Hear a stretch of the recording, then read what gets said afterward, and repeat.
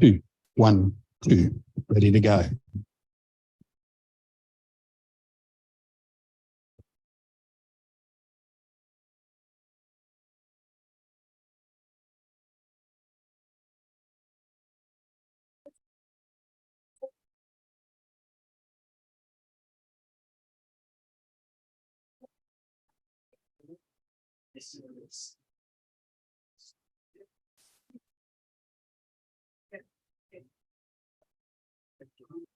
Yeah.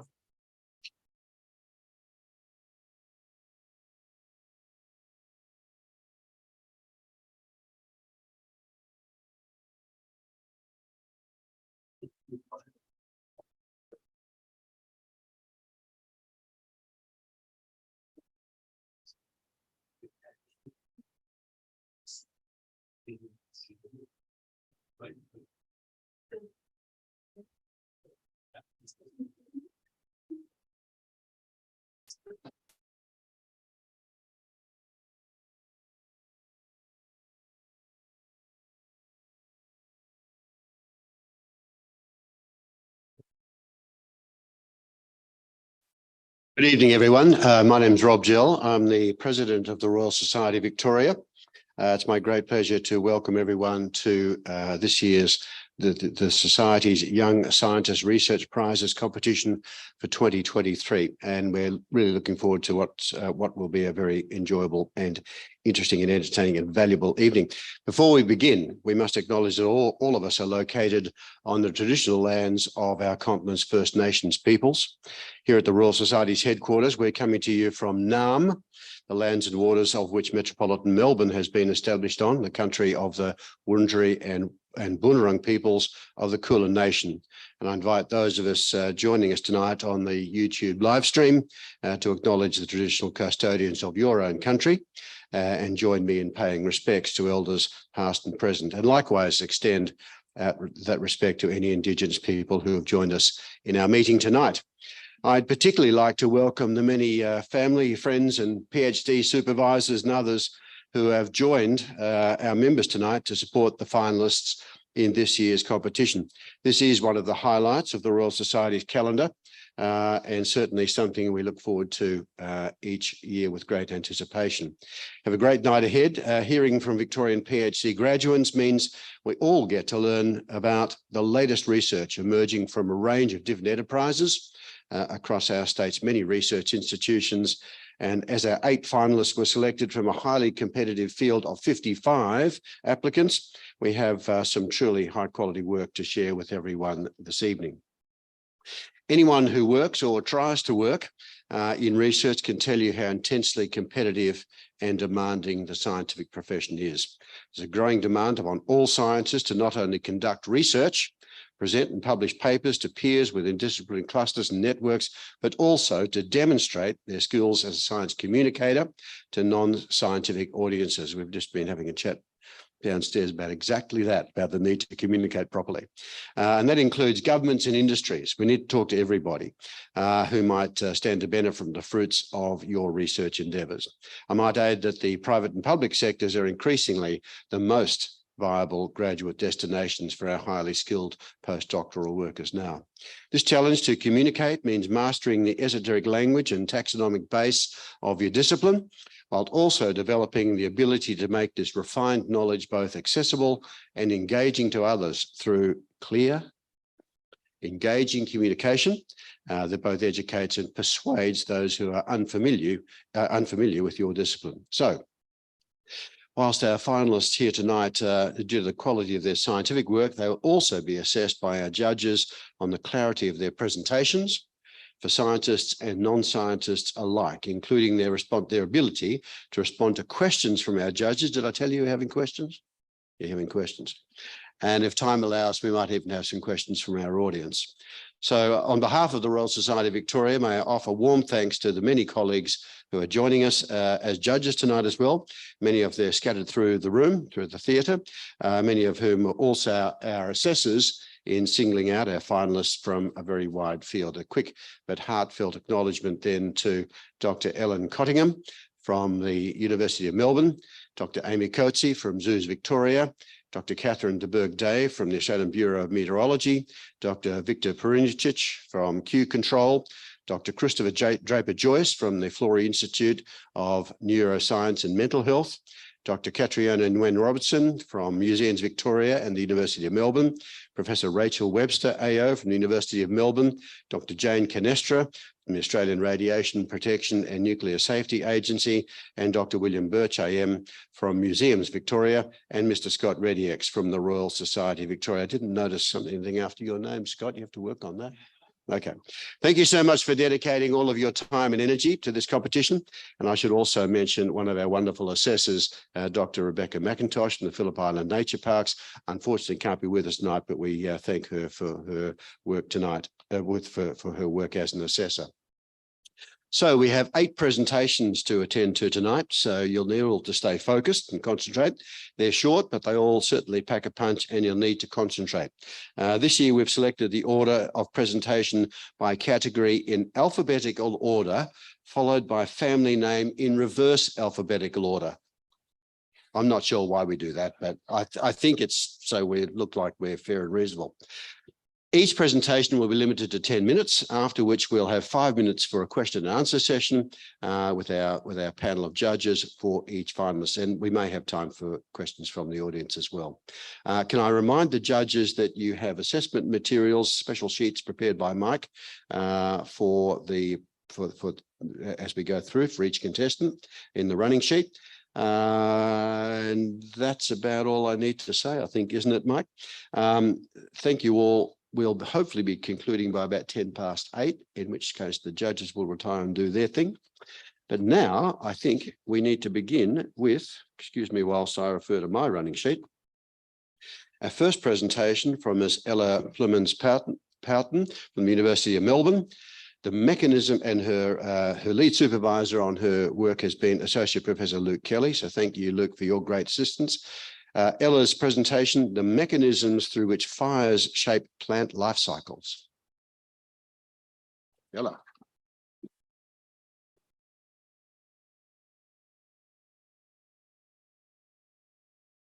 Oh, do I press the, yeah, okay. All right. Hi, everyone. I'm Ella. I'm a PhD candidate at the University of Melbourne. And if you can't tell by these photos, I am easily distracted by all the amazing plants we have here in Victoria. I'm really excited to be here on Wurundjeri country, a place with a long history of applied fire. And that applied fire has shaped life on Earth. This figure here is showing us the amount of area that's burnt annually. And as you can tell, it's a lot. It's actually 4 million kilometres squared. So this amount that fire burns has a massive impact on lots of global processes, including biodiversity. And we can think about fire as a patterns of fire. So not only the timing of fires, but also the characteristics of fire themselves, such as how severe they are, or what I mean by that is the severity, the impact of the intensity of the fire on the vegetation. And one of the places in which fire has impacted biodiversity is in beautiful Garryword. And this figure here is showing my 56 sites from my PhD, as well as the amazing diversity in patterns of fire in Garryword. So it's showing 1 to 9 fires since 1939. And because of this amazing diversity of plants have fire-related traits that help them thrive in fire-prone ecosystems. So things like fire-stimulated flowering on the left, post-fire resprouting, and also the storage of seeds in canopy cones.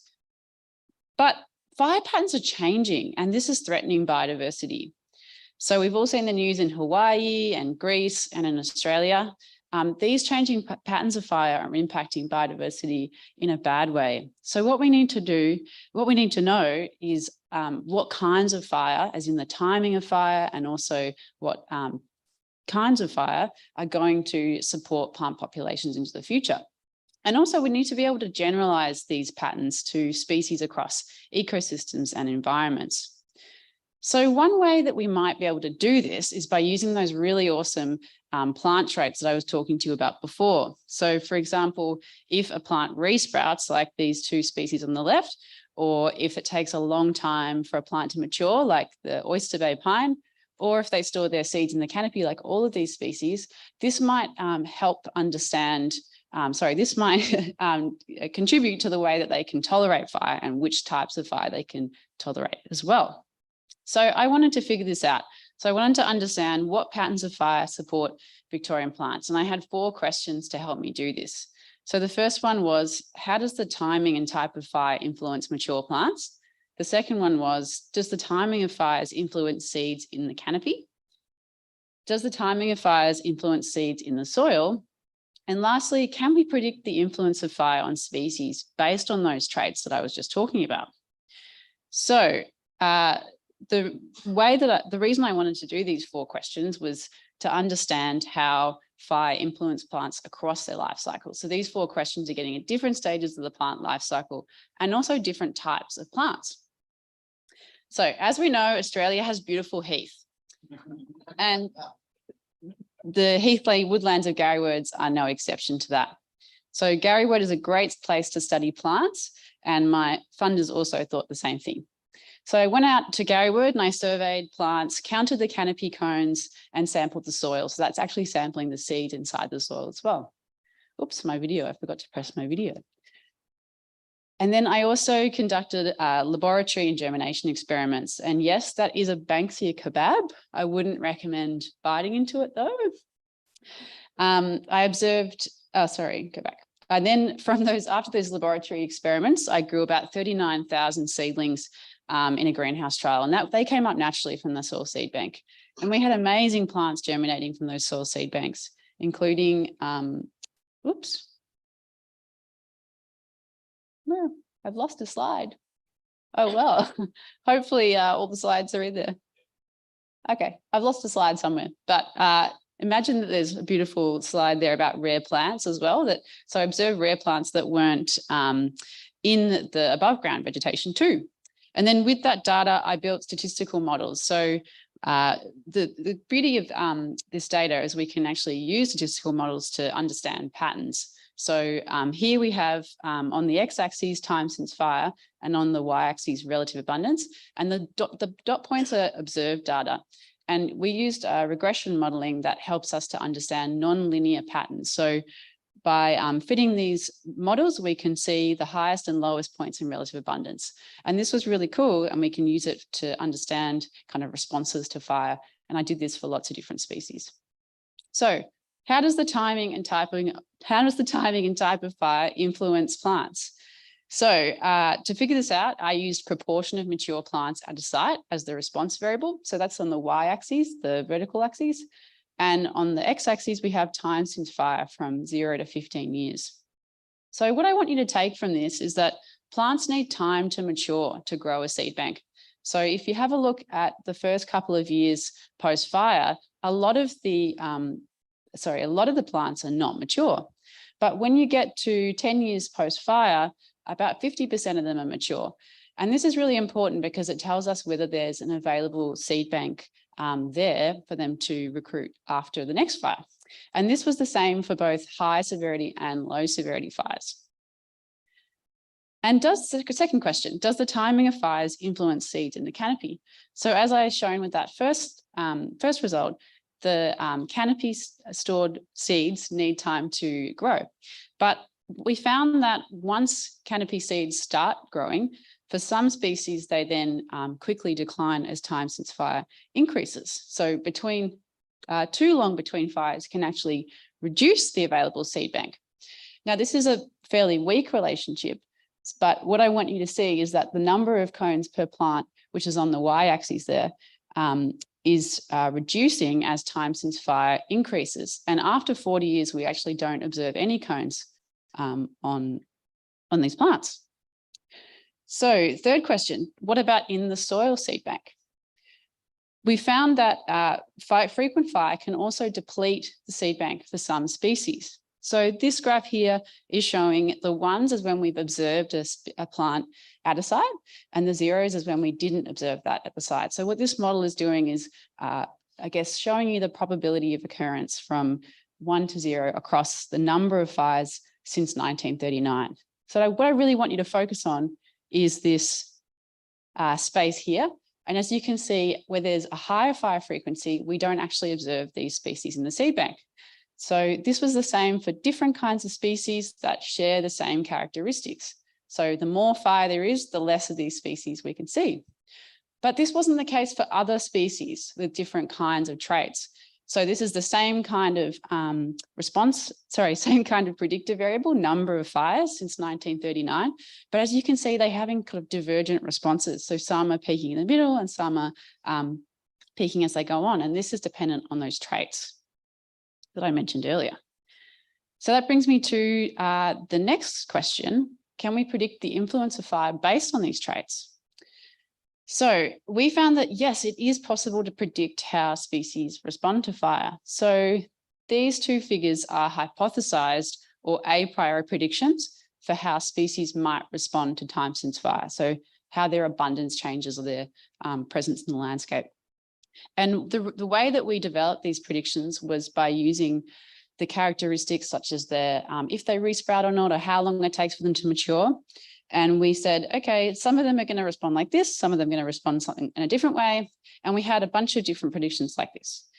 But when we modeled the actual species responses, we found that we could make fairly good predictions for how plants will respond to fire. And this was the case for 75% of species. And this is really cool because with this information, we can predict where species will be in the landscape based on fire and make generalizations based on the characteristics of traits that allows us to apply that to different species and different environments. Thank you. So what can we conclude from this? Well, fire shapes plants across their life cycles. So how plants grow, when they mature, and how many seeds they produce. And this is dependent on the traits that they exhibit. And because of those traits, because that it's dependent on the traits that they exhibit, a mix of fire is going to support different kinds of species. So what I mean by that is having a landscape with different frequencies of fires and different types of fires. And we like to call this biodiversity. That said, fire shouldn't be too short because for some species, fire frequencies more than every 18 years will be a problem for them. But conversely, too long without fires, more than 40 years, is going to be damaging for others. So by quantifying the types of fire regimes that support, quantifying the different patterns of fire that support different types of plants, this is going to help us understand how to prevent extinction in these ecosystems. And this helps scientists, managers, and local Victorians take action to protect biodiversity. And I had the pleasure of working with a local organisation that is protecting biodiversity now, Nature Glenelg Trust. By giving them the seedlings that we grew from the soil seed bank trial, they could actually restore the landscape adjacent to Gary Word. So that was really exciting. So understanding the types of fire that prevent extinction is also essential as fires become more severe and more frequent in the future. Thanks so much to all the volunteers that came out and helped me, my amazing supervisors, people that have collaborated with, and also the funders I'm tripping on my words, but without whom this would be not possible. So thanks very much.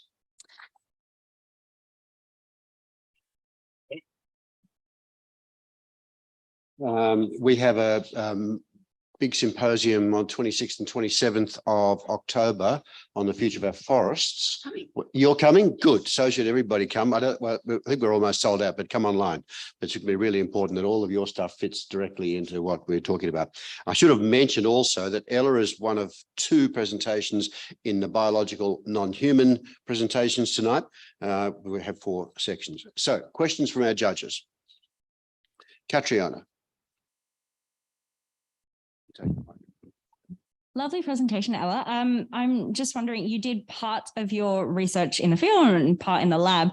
How much of this response would you expect is because of fire itself versus the fact that all these plants are in an ecosystem and insects and other things are affected by fire too? Yeah, that's a really nice question. Thanks for that. Well, I think the way that the study was designed was to kind of focus on, I guess they have a sort of constrained environment in that they all share kind of a similar type of ecosystem, and they're very constrained geographically. So the thing that varied about them was fire. So with that in mind, that's how we can kind of make I guess, predictions based on that. So I use something called space for time substitution, where every site kind of represented a different time since fire, or a different number of fires that it had experienced. But yes, of course, absolutely, there's interactions that are happening with other processes. And I think that's a really exciting kind of opportunity in the future to think about, particularly with some of the life cycle stuff and how that interacts with dispersal and pollination and things like that. Yeah. Oh. Jane Canestra. Thanks, Ella. Fascinating presentation, and I have a great interest in fire management. Is there opportunity to extend the work to look at low intensity Indigenous fire managed landscape versus the naturally occurring higher intensity wildfire? Yeah, for sure. Thanks so much for that question. So in one of the chapters, so the one that was looking at the percentage of maturity, or the proportion of maturity, we used like a high severity versus low severity fire, but absolutely that was only really prescribed fire in the sense, in the way that kind of management agencies will apply it. And I think that it's a really important opportunity to understand how cultural burning or how low intensity fires that are applied in other ways, how that affects the ecosystem, because I imagine that the reason that I wasn't seeing a difference was because the low severity fires were actually more akin to high severity fires. And I'm not Indigenous, but obviously I'm a big advocate for cultural burning, and as long as it's done in the way that meets the objectives of Aboriginal people. Yeah. Just before we go to Nick, is there any other judges with a question? Nick.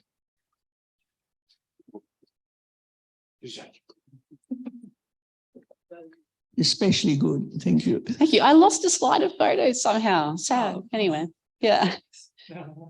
What's that? Oh, you did see it? Okay, cool. Maybe I got lost. Yeah.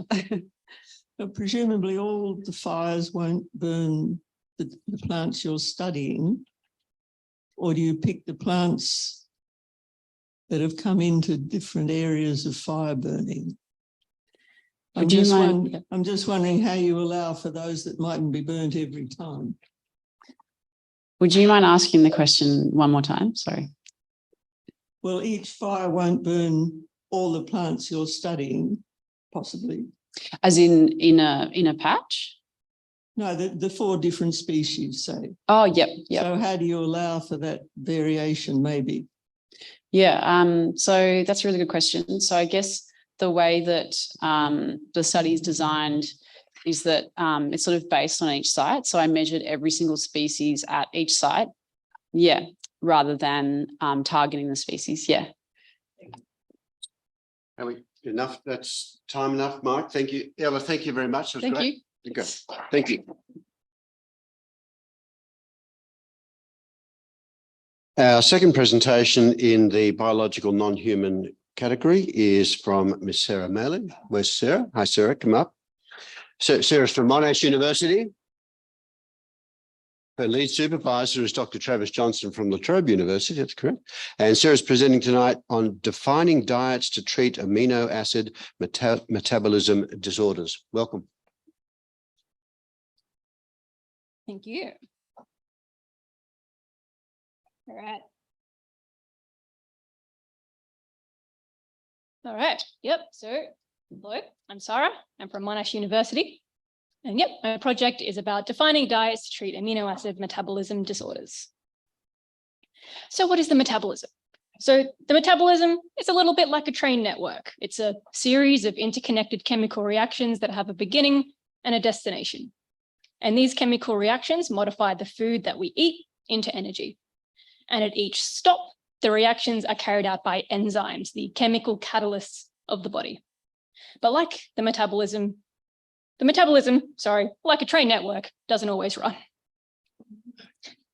So let's zoom into one part of the network that concerns 3 amino acids called leucine, isoleucine, and valine. So where do these come from? So amino acids are what make up protein. So every time you eat protein, it gets broken down into amino acids. And the purpose of these amino acids is to be modified step by step to be changed into a form that can be used to generate energy using enzymes at each step along the way. And I had some nice pretty pictures for that. But what happens if there is an obstruction on the track? Well, metabolic disease occurs. So not only is there a buildup behind the obstruction there in red, but also there's a deficit at the end of the track. So there's a few ways we can fix this. So we can limit the amount of trains that are coming down the track, valine in this case. We can reroute amino acids by sending them down an alternate track that might not get you to your destination, but at least you're not stranded. Or we can start new trains after the obstruction. And together, these changes help to correct some of the underlying problems in amino acid disorders.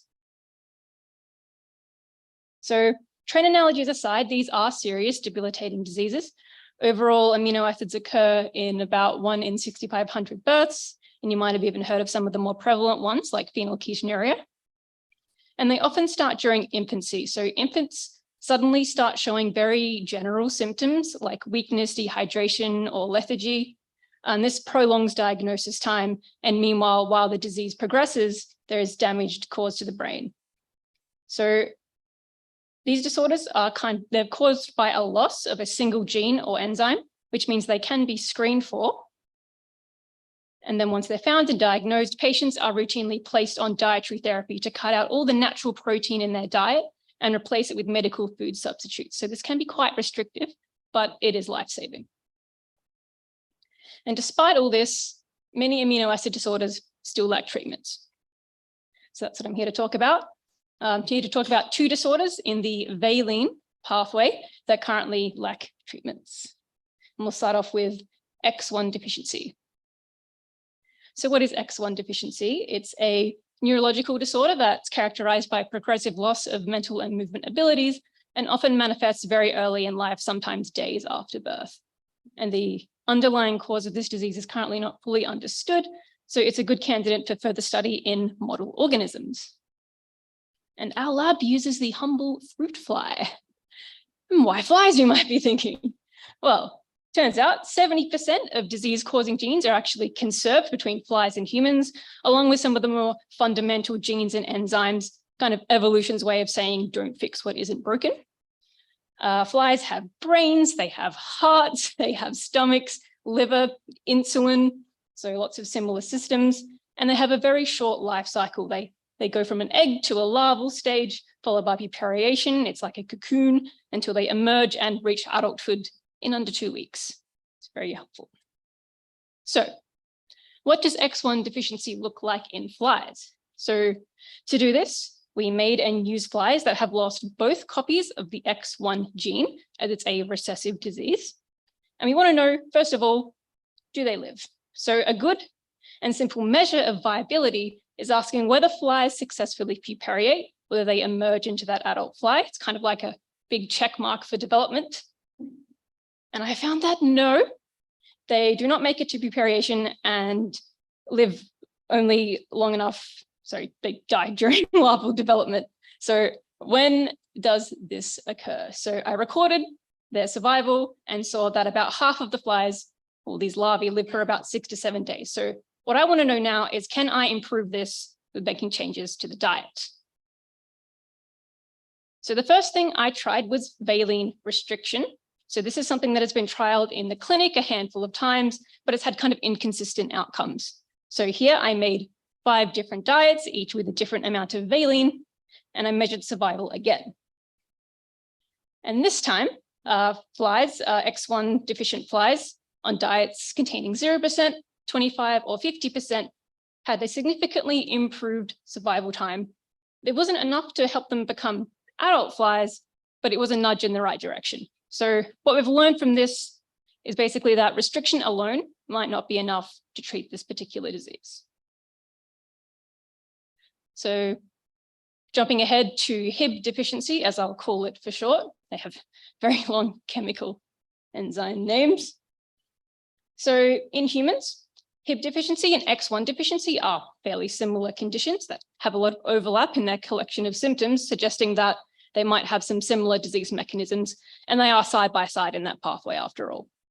So comparative studies of patient cohorts showed that Hib deficiency patients had lower mortality, fewer symptoms, and that disease onset was a bit later. So what does this look like in flies? So I did a similar experiment, was done using flies that again lack both copies of the gene. And this time we can see that the flies do make it to pupariation, albeit a little more slowly and at a lower rate than the control flies. And similarly, fewer were able to reach the adult stage. So this is now what we're going to try and correct for with the diet. So again, I tried to restrict valine, used 2 different treatments this time, and I saw that losing valine was very much not tolerated by these flies. Dropping down to 50% there in purple caused a really big delay in development in both larvae and in adults. So maybe we're taking away too much. Maybe we need to give back in this scenario. So just a bit of insight here. In Hib deficiency, loss of the Hib enzyme there in red causes a buildup of these 2 metabolites with very long names. But there's another way we can remove at least one of them. So there's a compound called carnitine that's able to combine with that middle metabolite and change its structure, allowing it to be removed and transported elsewhere out of the particular cellular compartment.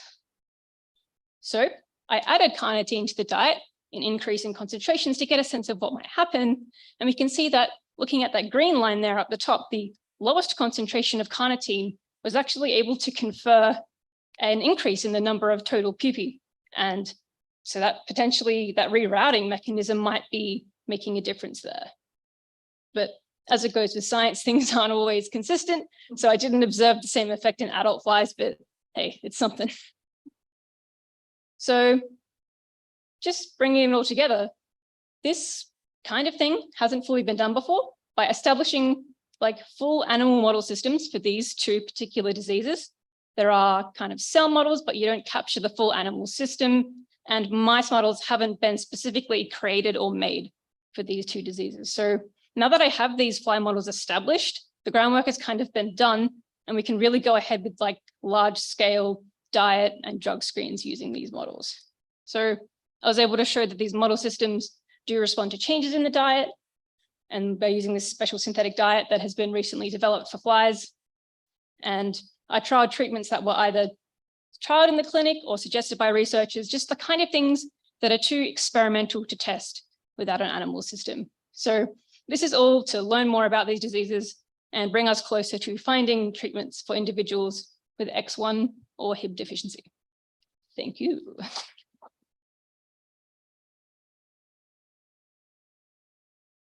Thank you, Sarah. Where shall we begin? Who has a question? Judge with a question at the back. Yeah.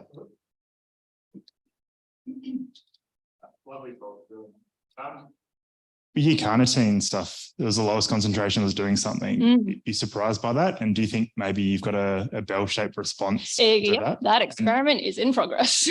And so you think maybe you've missed. That's it. Yeah, I need more coverage of that concentration because we don't really know how much flies need to eat carnitine. Yeah, cool. Yeah. I guess while I got you, another question. How you spoke at the start about conservation of those particular genes and consequently enzymes. How well conserved is it actually between? Yep, 69% conserved with the X1. And I think it's something very similar for Hib as well. Yeah. Excellent. Thanks very much. Bill Birch. Thanks for that. Very, very interesting. How difficult are these diseases to diagnose early on? very, distinguished from others. yeah, just you got to go ahead with that genetic testing before you can really tell, because there's so much overlap in these very general symptoms where you got this infant child that's just not eating, not sleeping, not like responding to anything. And it could be 100 different things. Other questions? Yep. Catch you out again. Hey, do you find that having one copy of the wild type allele is enough? So if you have like one copy of the good gene, Yes. is enough for Yes, they were my blood and controls. human? Yes. Yes. No, I didn't mention that. Other questions? General questions from anybody?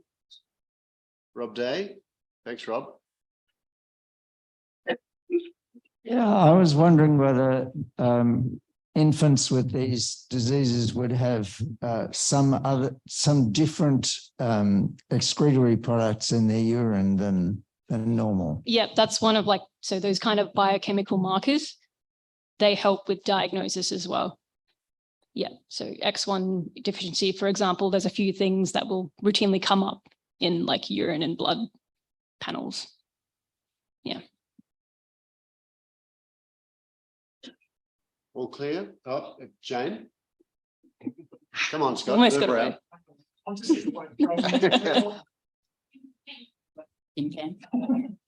Thank you. That was fascinating because it's rare to see something that offers hope to parents of these children. What do you think of the likelihood that this can transfer to a mammalian model? So it's a bit closer to human. Oh, yeah, 100%. That's like the next step. Yeah. Brilliant. Thank you. Any other questions? Thank you, Sarah. Well done.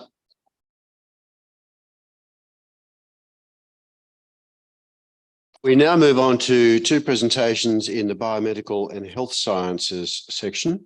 And the first one comes from Ms. Marina Yaku. Marina, come up. Marina is at La Trobe University. The lead supervisor is Professor Matthias Ernst, and her presentation is on gamma delta cells, promising immunotherapy targets for colorectal cancer. Real issue. Good evening, everyone. Thank you so much to the selection committee and to the Royal Society for having us all here today. It's truly an honor for me to be here to present my research to you all. I should move the slides. There we go. So as I was introduced, my name is Marina Yaku, and I'm a final year PhD candidate at the Olivia Newton-John Cancer Research Institute here in Melbourne. And today I'd like to talk to you about a part of my PhD work, which was really looking at how we can better harness these gamma delta T cells as potential new immunotherapy targets to treat colorectal cancer. And I have a very beautiful image on the background of this slide that you can see here, which kind of, sorry, it's a bit blocked by my name and everything else, but it's basically that disorganization of colorectal cancer at a cellular level. And that was taken by Kelly Tran, who's an RA in our lab, using some multiplex immunohistochemistry. So the problem is colorectal cancer, and I'm sure I don't need to give this topic too much of an introduction. But we know that it's now the second leading cause of cancer deaths here in Australia. We have approximately over 15,500 cases diagnosed each and every year. And there are just over 5,000 people dying each year in Australia from this disease. So that's just over a third of those that are diagnosed. Just to put it into perspective, because I know sometimes we're so desensitized to numbers, that number, 15,000, is the Rod Laver Arena. So whoever comes and enjoys the Australian Open each year, like I do, imagine that entire arena full of people are diagnosed each and every year in Australia. And more recently, there's been a significant increase in the incidence of early onset colorectal cancer. So this is colorectal cancer being diagnosed by people, by people that are 25 to 49 years old. So this is the younger population that previously it was very rare for them to have this disease. And so that's of great interest currently in our research. Yes, that's okay. No.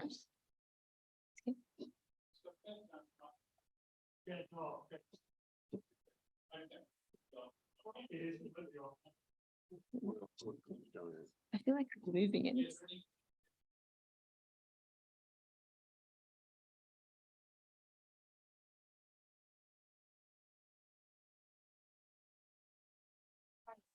Yeah.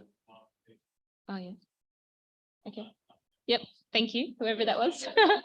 It's back. Okay. Yep. No, sorry, guys. So yeah, so increasing incidence in the younger population, huge problem. And, you know, even without the younger population, it's still a huge problem in the over 50-year-olds. So it's something that we really should address. Now, one of the most recent treatments for cancer in general, which has really been amazing in our weaponry to treat patients with cancer, has been immunotherapy.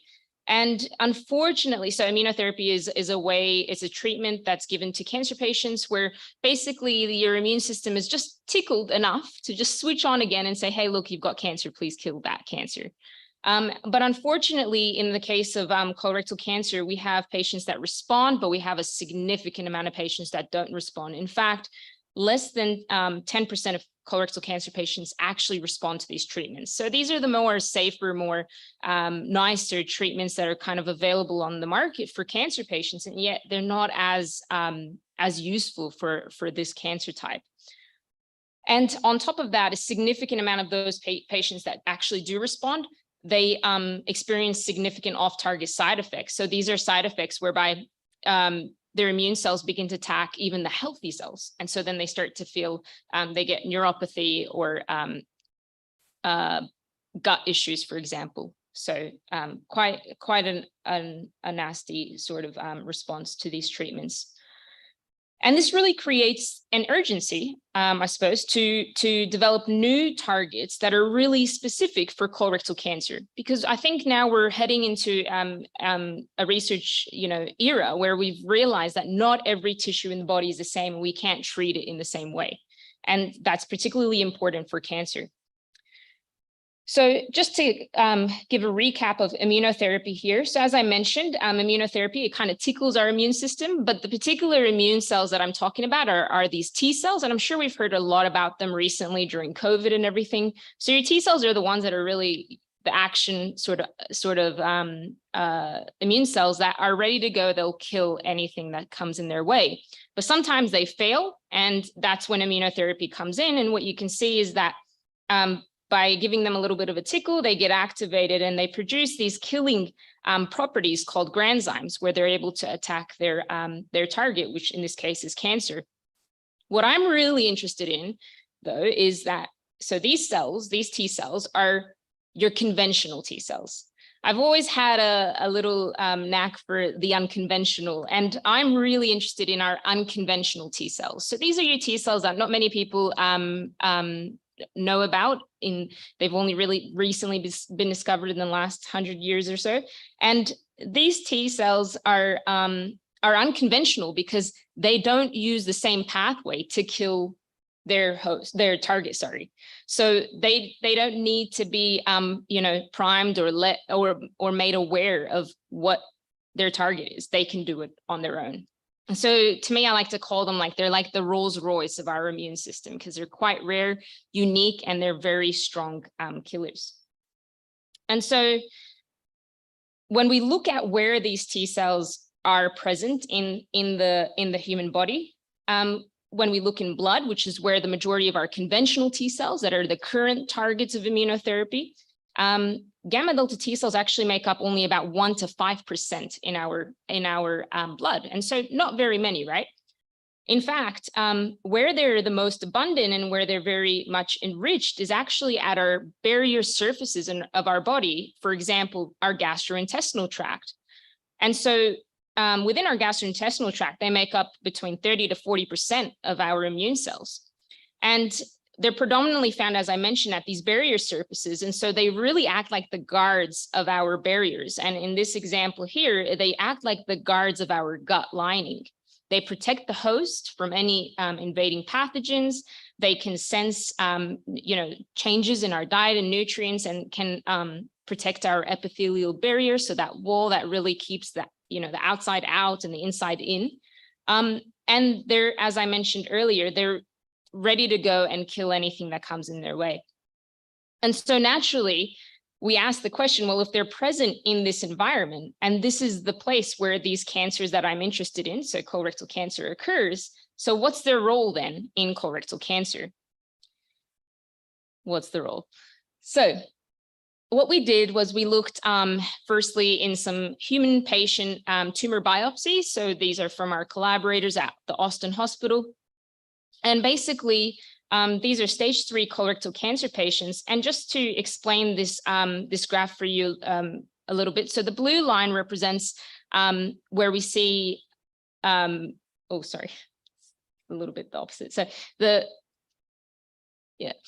the red line is representing where we see increased gamma delta T cells and therefore better survival of these patients.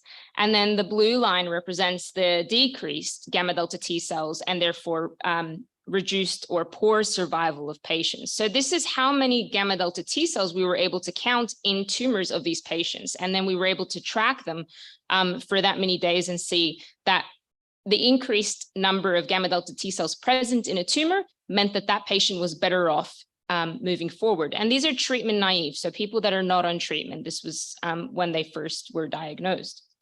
We used preclinical models, and we found in a situation where there are gamma deltas present, we see smaller tumors, and where there are no gamma delta T cells, so we genetically modified some mice to remove gamma delta T cells from these mice, we saw greater, bigger tumor burden. And so we really wanted to understand the biology of these T cells a bit more, and particularly in those environments, so within the colon. And so what we did was we decided to actually look throughout the entire GI tract, because it was very interesting for us to see whether even within different parts of the GI tract, do we see differences in these gamma delta T cells. So we did some single cell sequencing where we can look at the genetic makeup of these cells. And we wanted to ask the question of what immune cells are present in different regions of the GI tract. And here is a little map that visualizes that whole bunch of data. But basically, this map just shows you here are all the cells that are present from the stomach, the small intestine, and the colon. And what I'm highlighting now in orange for you are the immune cells that are in the stomach. So you can see that they all quite cluster nicely together in what looks like the map of Australia. In the immune cells in yellow, these are from the small intestine. And where I'm really interested in the colon right here are the immune cells that are found within the colon. So that kind of looks like Europe, Asia, something like that, like one of the continents, yeah. And so when you look at them as a whole, they definitely make up this immune cell world map, right? So we wanted to say, okay, well, now highlighted in red here is where do we find our gamma delta T cells? And if you look back at this map, it's very much predominantly in the small intestine and the colon. We don't see any gamma delta T cells in the stomach. So they're very important clearly in that specific area. And so what we really wanted to focus on now is, well, what are the differences in these cells between the two, colon and the small intestine? And what I have here for you is a heat map, again, from that single cell RNA sequencing data, where we're looking at the DNA makeup of these cells. On the left-hand side column, don't worry about the details, but on the left-hand side column, if you look at it from far away, that's the small intestine. You see the red chunk of genes at the top, those are upregulated, so increased in the small intestine, compared to the right-hand side, where it's really blue, that's the colon. So those are distinct differences between the small intestine and the colon. And some key genes that we were able to find in those were some killing machinery that gamma delta T cells produce to be able to kill tumors, such as granzyme A and granzyme B. Interestingly, at the bottom of that heat map, we also see that dichotomy. So some genes are increased in the colon and they're decreased in the small intestine. And those genes were actually, one that I'd like to focus on is a molecule called TCF1. So we were really interested, so what we were really interested in was to see, in these two different environments, are the gamma delta T cells acting differently as well? So this was all based on their DNA, their genetic makeup. So what we did first was really look at what are the differences at these organs. Just take a step back and just have a look at biological differences. And what we saw, well, what we know obviously is that the small intestine, you can see even just histologically, their structure is quite different. They have these really finger-like projection villi that project out into the lumen, whereas the colon is more stumped in that sense. The colon harbors the largest body of microbes that are found on or within our body. So these are microorganisms like bacteria, viruses, and fungi, which live in symbiosis with us, and they're very good for our health. And also, the colon actually is more prone to cancer and other diseases, whereas the small intestine isn't. So when we compare these differences, it was really interesting to see that in terms of gamma delta T cells, we have very distinct sort of populations of these cells. While they're the same cells, they're very different in the way that they look and the way they act. So what we wanted to know was that molecule that I mentioned, TCF1, is it controlling the killing potential in the colon for gamma delta T cells? And very quickly, what we were able to show both in human cancer patient tumors on that side there, but also in preclinical models, was that when you genetically delete on the right-hand side in the preclinical models, when you genetically delete TCF1, specifically in the gamma delta T cells, you have reduced tumor growth. And that's, you can see that here where there's visibly no tumor compared to where there is a tumor in the gamma delta T cells that are TCF1 positive. And we saw the similar expression here. So in humans, we saw that where there was TCF1 positivity, they weren't able to produce that killing machinery I mentioned. Whereas when they're TCF1 negative, they are able to. And so really this highlights just how unique and promising these gamma delta T cells are. And particularly when we look at them in specific areas, like for example, in the small intestine, we know that when they're TCF1 negative, they're able to produce killing properties and molecules like granzymes, and these are important for tumor killing. Whereas in the colon, we have higher TCF1 expression. And, you know, we have sort of shown in a paper has recently been accepted for publication in Science Immunology, where now we know that TCF1 is suppressing the killing of those gamma delta T cells. And so really the future of this is how can we make these TCF1 positive gamma delta T cells in the colon more TCF1 negative so that they can produce these killing machinery that they need to limit tumor growth. And ultimately, I started off with a slide that was a colorectal cancer, but now here's a slide of healthy colon. And I guess that's a really cliche way of me saying that throughout my PhD work, but also the amazing work that a lot of people do in this field. We really hope that the overall outcome is just better results for patients and their families so that we can hopefully improve their lives and make them live longer. And with that, I'd just like to acknowledge everybody, all my supervisors, and this is definitely a team effort. They say, it takes a village, and it definitely does, even for a PhD student, not just a child. And so I appreciate all the funding support and all of our collaborators. Thank you very much for listening, and sorry for the delay. We're going to give you a bit of flexibility. Sorry, Mike. Okay. No time for questions, unfortunately. I think that must have been an outside interference with the microphone, but anyway. Our next presenter is William Kwan from Monash University. Resplendent he is too, William, in his outfit tonight. His lead supervisor is Professor Michael Ibbotson from Melbourne University, and William's at Monash University. He's presenting tonight the hybrid stimulation strategy for vision restoration in retinal prosthetics. Welcome, William. It's going to work. Yeah, good evening. Thank you, everybody, for having me. As the title of my talk alludes to, I'm interested in ways that we can stimulate the retina in the context of prosthetics so we can, potentially restore vision. And as for the granularity of, I guess, what stimulation is, et cetera, and so forth, I'll dive into that throughout the course of my talk. So just to a bit of background, one of the stimulation techniques I'm interested in is called optogenetic stimulation. And what optogenetics is it's a technique where you can genetically express a light-sensitive protein into a cell. And so in the presence of light, that protein changes conformation and it allows you to manipulate the machinery of the cell.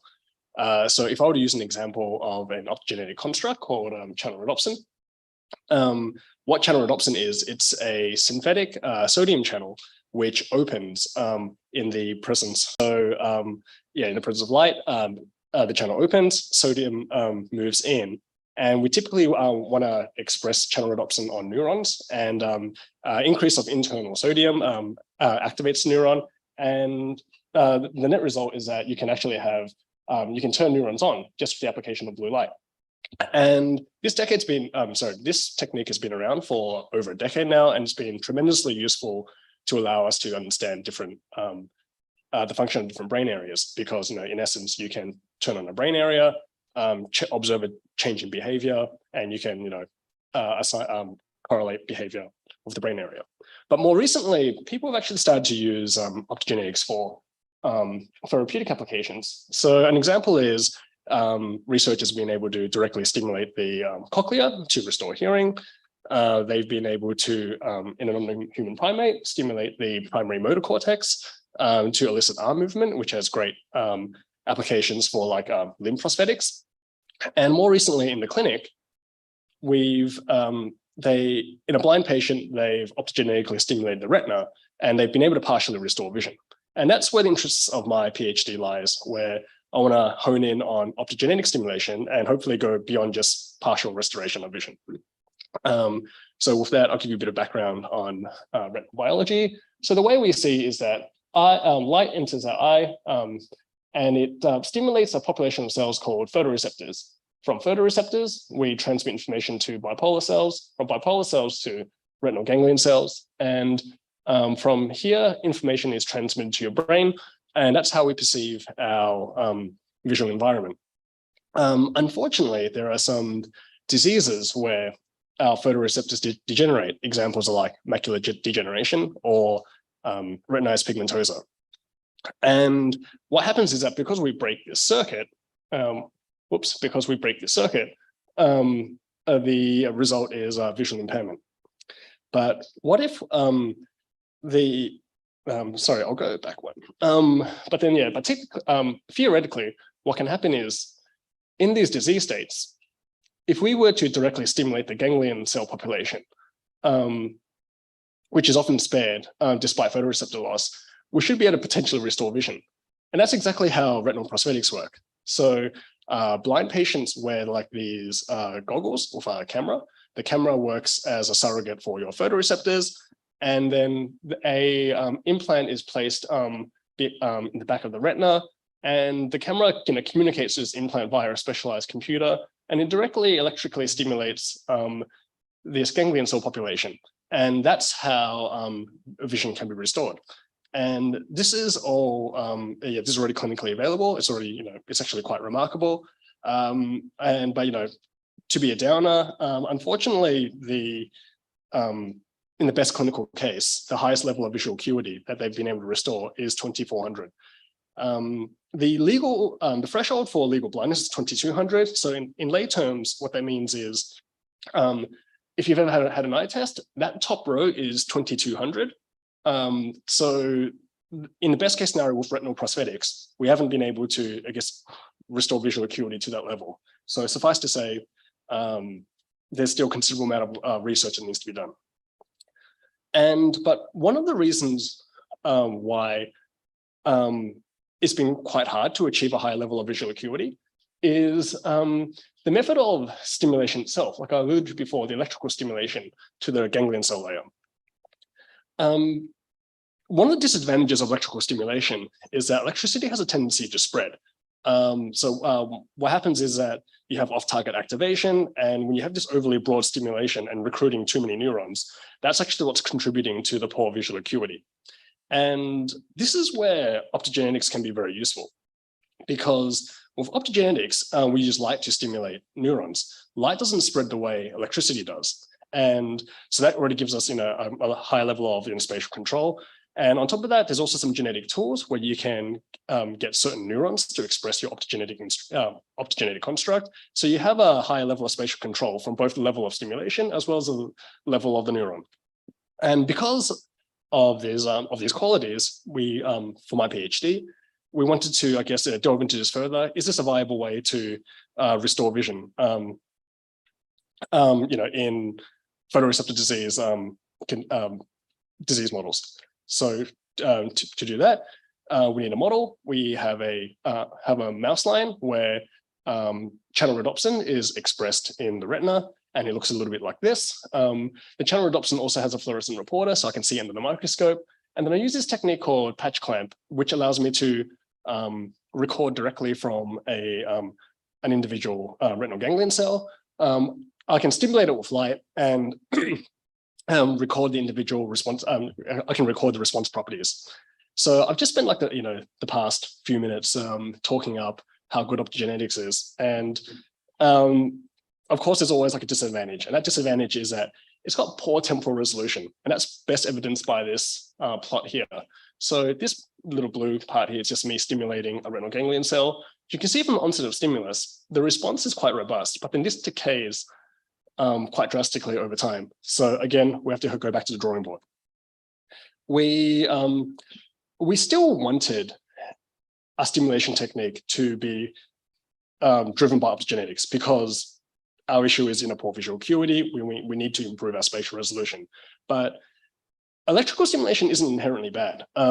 It's got a great property that it's actually got really good temporal qualities. That is, you can actually stimulate neurons at really high frequencies. So, to borrow a phrase from Mexican children, porque no los dos. And we incorporate some electrical stimulation, but just used a lot less. And we thought, like, maybe if we use both, we can actually, get the best of both worlds. So within some retinal ganglion cells, we used, we would either stimulate optically only, electrically only, or combining the two. We would test a range of frequencies from 2 Hertz to 200 Hertz. I guess, so 200 Hertz meaning, like, say, 200 stimulus pulses per second, for example. And this is a sort of readout that we would get. So when we stimulate at 2 Hertz, because we're using a lot less electricity, no surprise that, we don't have any activity here, but we can get a neuron to fire. We're trying to use the highest safe level of optical intensity possible. So we get a 100% response rate. No surprise. When we combine the two, it's still 100% because it's probably driven by the optical stimulation.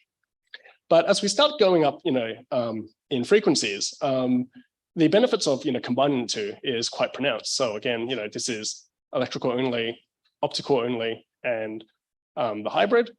Going up faster again. You can see that just the raw data is quite convincing in itself. And then, but eventually, we go up to 200 Hertz, and the conditions appear to be quite comparable.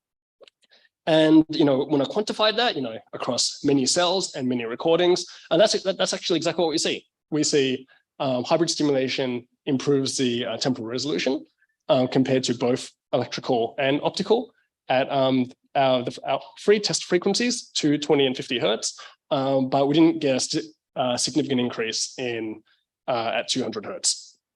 With that, I would like to conclude and just, and hopefully I've been able to convince you that hybrid stimulation is, it's a great technique that we can basically harness the best of both worlds. We can increase our temporal resolution, but we also have, higher spatial control because of its the foundations of its genetic manipulation.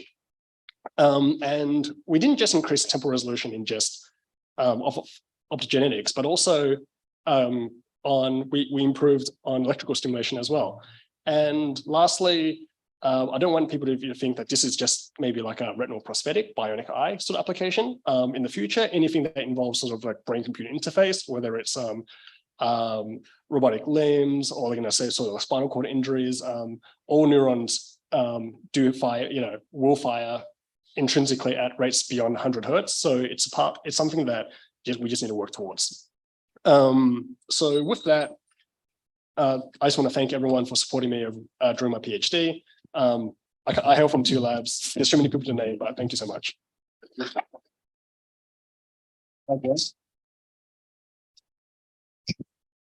Questions of William?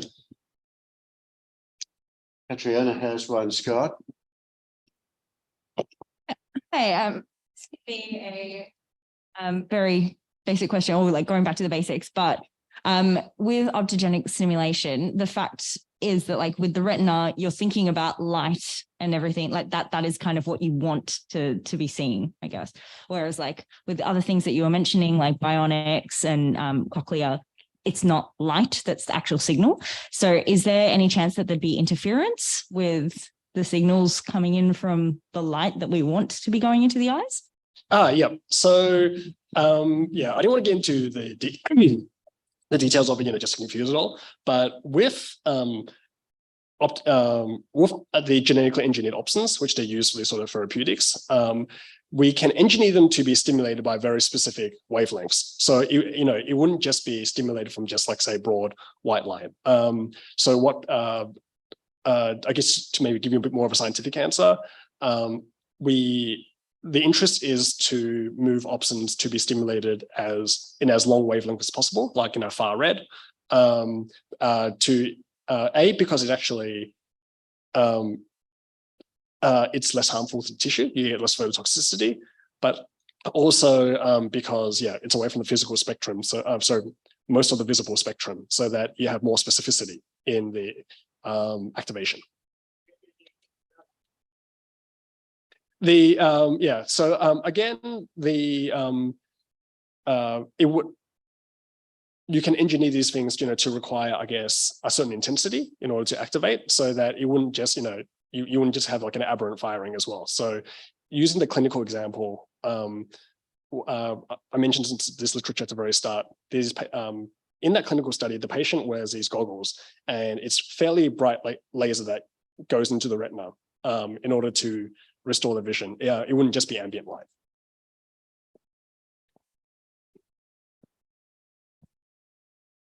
Thank you for a most interesting presentation. I'm presuming for this that the light that you're using is a white light, because you didn't say otherwise. Have you looked at the spectrum of light to see if there's any difference across the spectrum?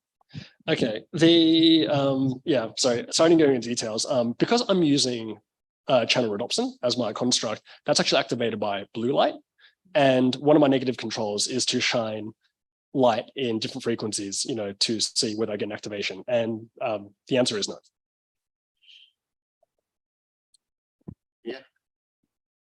So what sort of proportion of cells do you need activated to get closer to your, optimal level of vision, not 20 on 200 or 20 on 400?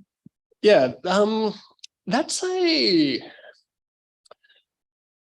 awesome question, because you have a lot of retinal ganglion cell diversity. There's, depending on who you ask, but we'll just say roughly 30. And for some cells, retinal ganglion cells, they will never fire faster than, say, 5 or 10 hertz. So the issue of, say, high temporal fidelity is not that huge. But there are some cells which will always fire at over 100. These cells are typically important in like motion detection, so like threat detection, and yeah, it will be that population which we would need to really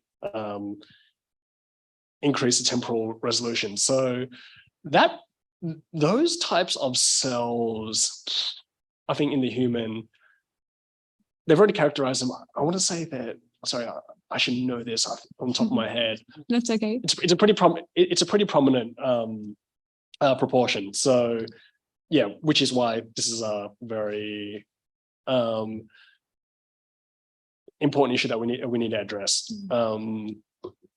Sorry, I didn't really answer your question. What was the first part again? I was just, it's a loaded question. I mean, I guess it was just the question was, how many cells do we need activated to get closer to optimal vision? I mean, I would have thought the answer would just be as many as we can get, really. Yeah. But sorry, maybe it's like an optimal level. Sorry, I completely misinterpreted. I thought, That's all right. I was going to granularity. Okay, no. Because most of our vision is dedicated to like our central vision, I think if you didn't activate everything, so the periphery, you could probably adequately restore quality of life, because most of our tasks, it requires us to foveate. So even if we just did the middle, like say, we'll just say hundreds of thousands, for central vision, that will give sufficient quality of life, because then you could read, use your phone, etc., and so forth. Great, thank you very much. Good. Good time. All done. William, thank you. That's great. Well done. We now move to the first of our presentations in Earth Sciences. And may I invite Ms. Wenjing Yu from La Trobe University up to the microphone. Welcome, Wenjing. Her lead supervisor is Professor Andy Herries from La Trobe. She's speaking tonight, or is presenting, on combined US ESR dating of mammal teeth at Tuang. Did I get that right? Yeah. Tuang, the cradle of humankind in South Africa. Welcome.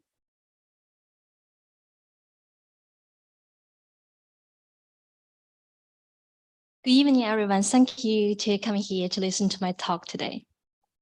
Dig something in South Africa. This idea has been raised about 6 years ago. Human evolution, just like a magic word to me. Today, I'm going to take all of you, travel the time to 3 million years ago in the continent of South Africa. And the story is about a boy. That is a very, very young boy. He was just 3 years old when he died. And after his death, his body, to be specifically his skull, was carried by an eagle and deposited to the site I'm going to talk about today, Tuang. So firstly, what the site looks like. So from above, Tuang was surrounded by 3 different type of tufa, the Duran tufa, the Tabasca tufa, and also a low-limb tufa. Let's have a close look of the site. So you may think like looks a bit normal. So this happens in the year of 1924. Like there's like huge mining activities in South Africa, and Tuang was directly discovered in here. The discovery of Tuang threw a bomb to the human evolution research in there. And here is the Tuang skull. It belongs to the species of Australopithecus africanus. And here they collect in the Union of the Westland in South Africa. Here is a 3D reconstruction of Tuang. So like I said, like the discovery of Tuang threw this bomb to the human evolution research, because before Tuang was discovered, at that time, most archaeologists, researchers think the rise of humankind probably in Europe or Eurasia. So in 1925, that he found this fossil, and like first time he raised up this idea, like the rise of humankind actually come from Africa. At that time, most people don't agree, and there was like really intense debate at that time. And 2, there's very important evidence. As you can see, the position of this opening area connect your skull to body is called foramen magnum. So the position of this opening area from the chimpanzee to human are actually quite different. And for Tuang, through the measurement, we can definitely know it actually belongs to the Australopithecus. So this means like it's more belong to the human side rather than a non-human ape. And also like Tuang has another important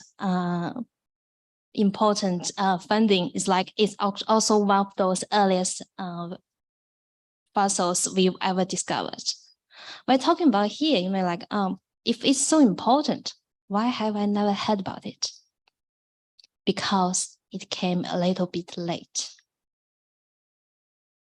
So the age of Tuang through the enamel rate, we can easily tell like it's actually just 3 years old when Tuang died, but the appearance of Tuang was dated like about 3 million years ago. What's this mean? It means it's just 0.2 million years later than the first human, Lucy. However, this dating method was dated by indirect dating method. Means like it's not that reliable. It could cause some confusion because it's not directly dated Tuang. Let's have a look of the human evolution tree. So the human evolution tree is kind of like, can be described as tree with different branch. And here is where Tom belongs to, back to 2.8 million years ago. And here is where Lucy belongs to. So they all belong to the Australopithecus, but Lucy is belong to the Afrensis, Tom is Africanus. So like I said, they are just about 0.2 million years difference. However, is this correct?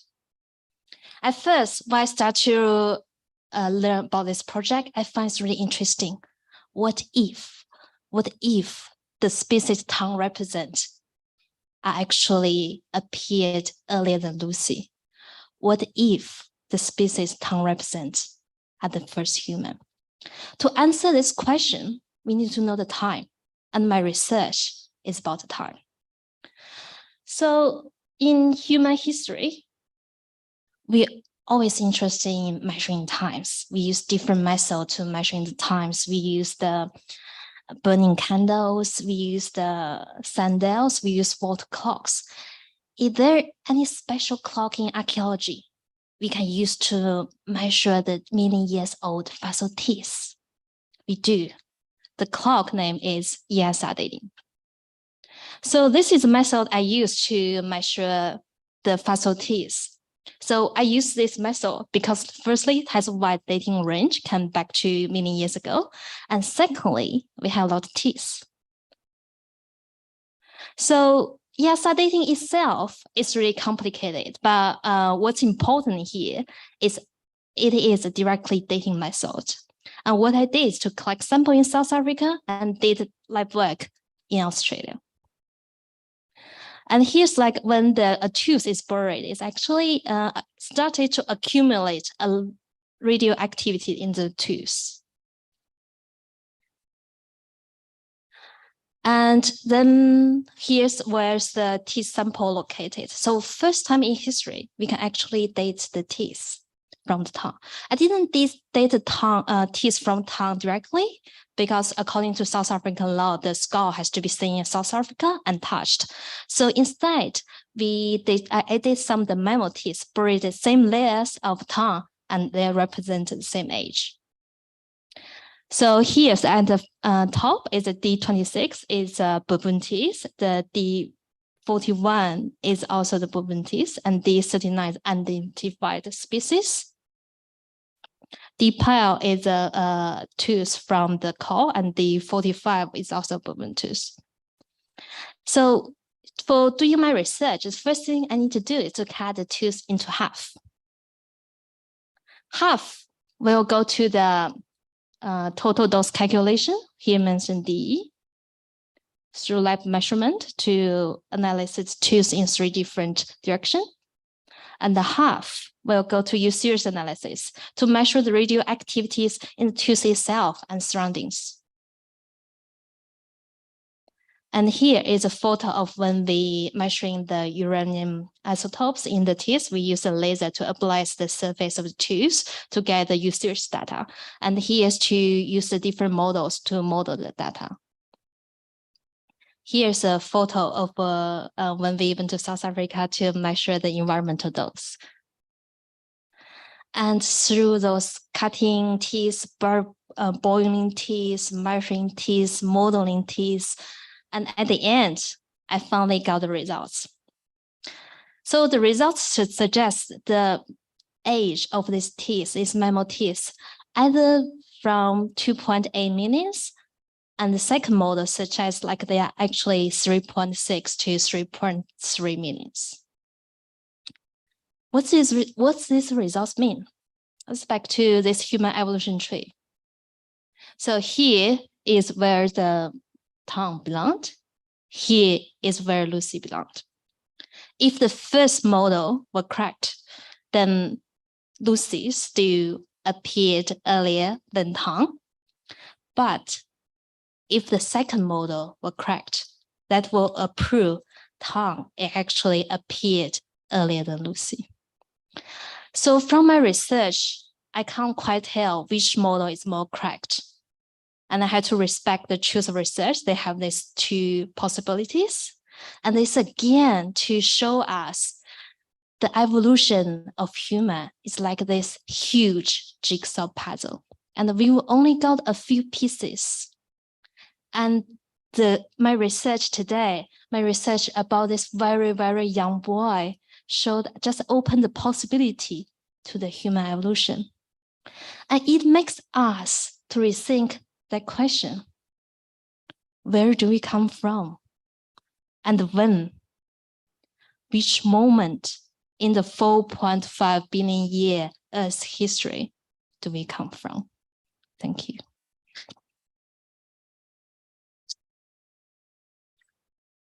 And actually here, so I mentioned like I want to dig something in South Africa. So in 2019, I dug in South Africa, and here is the tongue. Wow. Wow. Okay. Questions? I'm sure there are some.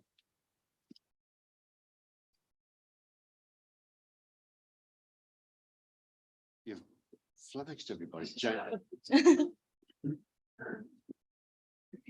So how confident are you that the mammalian teeth that you selected from the site where the tongue skull was found are of the same age? What verification steps did you do to confirm that they were sufficiently proximate to make sure that the ages were comparable?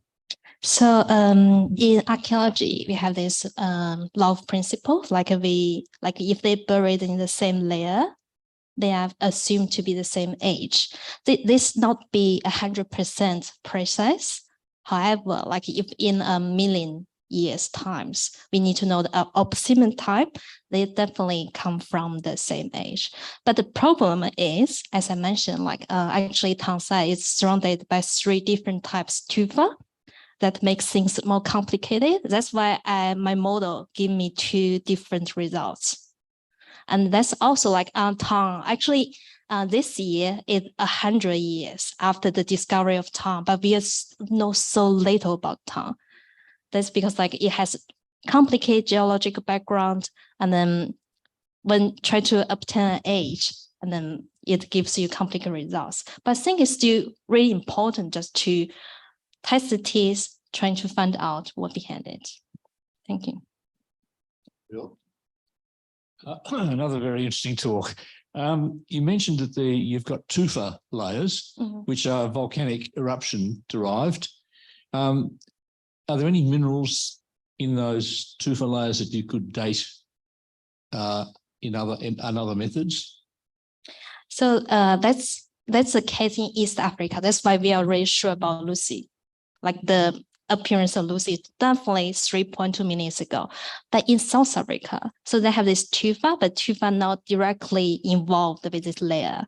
So yeah, so I can't say that. Yeah, so that's why I also use ESR dating, because like it's complicated method. It gives you like different models, different age, but we use it like when something else can be used, like you mentioned, like for the like Ahagong dating. Katrina? Thanks. You've told a really cool story.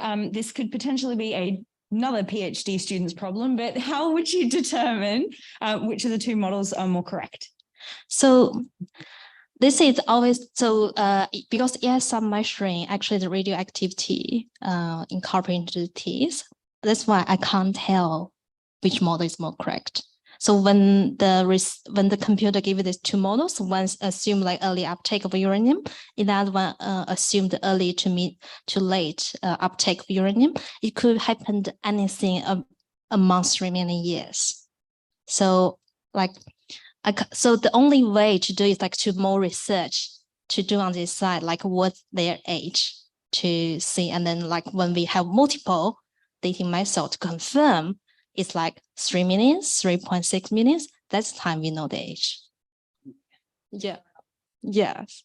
So yeah. So the only way is yes, I did have paleomagnetism, and then that's my result. So there's no other way for the moment. Yeah. Time for another question, Mike. Just one. Oops, quick one. Yeah, back.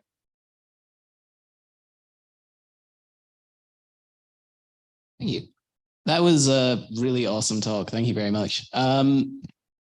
I just have a question about the species you were looking at. Is it known only from that juvenile skull? that whole species group, or is it known from other parts of South Africa? So like there's other part in South Africa that's called Fountain Cave. So that's mainly where the Australopithecus africanus known for, because they found the more body part. Because the time for when we found tongue, we only have this skull and deposit from somewhere else. But for Fountain, it called Littlefoot. So we actually have other part of body. So that's more evidence to define this species. It's on the human side, not on the ape side. Really, really cool. Thank you. Thank you. Okay, we'll move on. Wenjing, thank you. That was wonderful. Thank you. Really good. May I now introduce you to Ms. Estefania Montoya Duque. Come up, Estefania. She's at the University of Melbourne. Her lead supervisor is Dr. Yi Huang. Her talk today is on unraveling the mysteries of clouds over the Southern Ocean, the key to improving climate and weather predictions. We're all looking forward to this. Hi, good evening. So as it was introduced today, I will talking about on how important it is to understand clouds and precipitation over the Southern Ocean to improve both our climate and model predictions. So probably by now, you guys have already heard about how important it is to reduce our CO2 concentrations in the atmosphere, because we need to limit the global warming maximum to 2 degrees. And the reason why we know this is because of climate models. So imagine climate models as a bunch of equations that they will represent the atmosphere, the ocean, the ice cover areas, the land areas, and all the interactions between them. The good thing is that we don't rely only on one model. We use a bunch of models, and this is what we call the CEMIP models. So the before last version, that is the CEMIP 5, they did some comparisons between the measurements, and they found out that we have radiation biases. This means that actually the models are representing more incoming solar radiation to the surface than what actually we have. And this can be translated into having a warmer Southern Ocean, as we can see here. So the Southern Ocean is important because basically in this area, we have CO2 uptake from the ocean to be stored in depth in the ocean. And this will help us to store the excess of a heat that we have. And also all that information can be transported to other latitudes.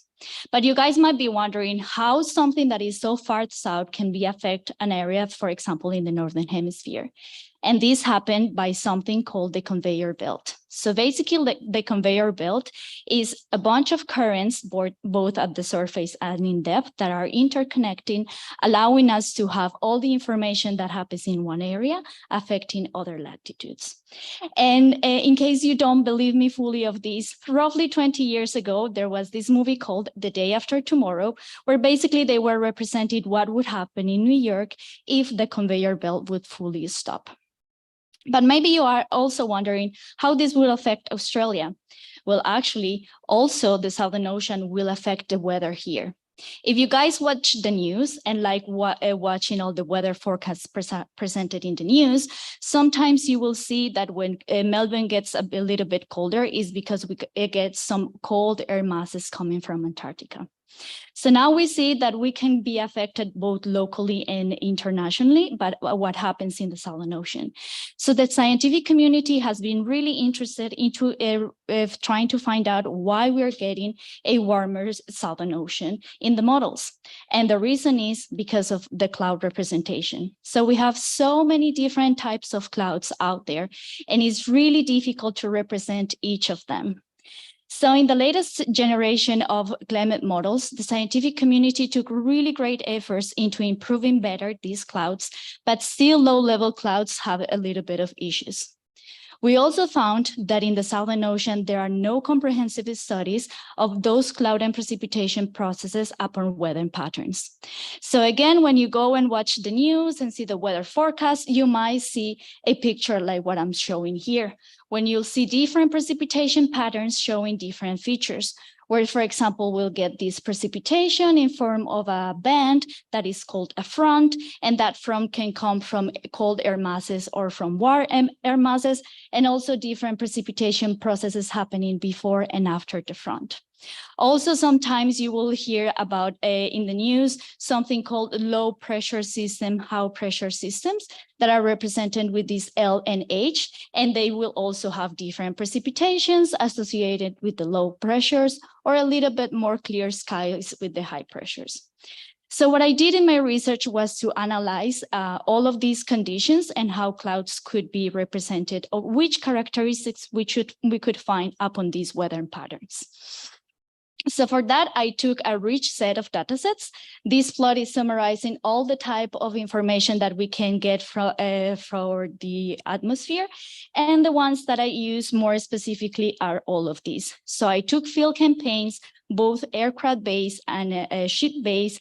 I also took satellite information to represent the cloud with Himawari 8, the precipitation processes with the product of iMerge, and I also use something that is called reanalysis. Reanalysis are basically those models that use all those equations, and to some extent, they will include these measurements for representation. And I also use just simply models just to be based on the equations.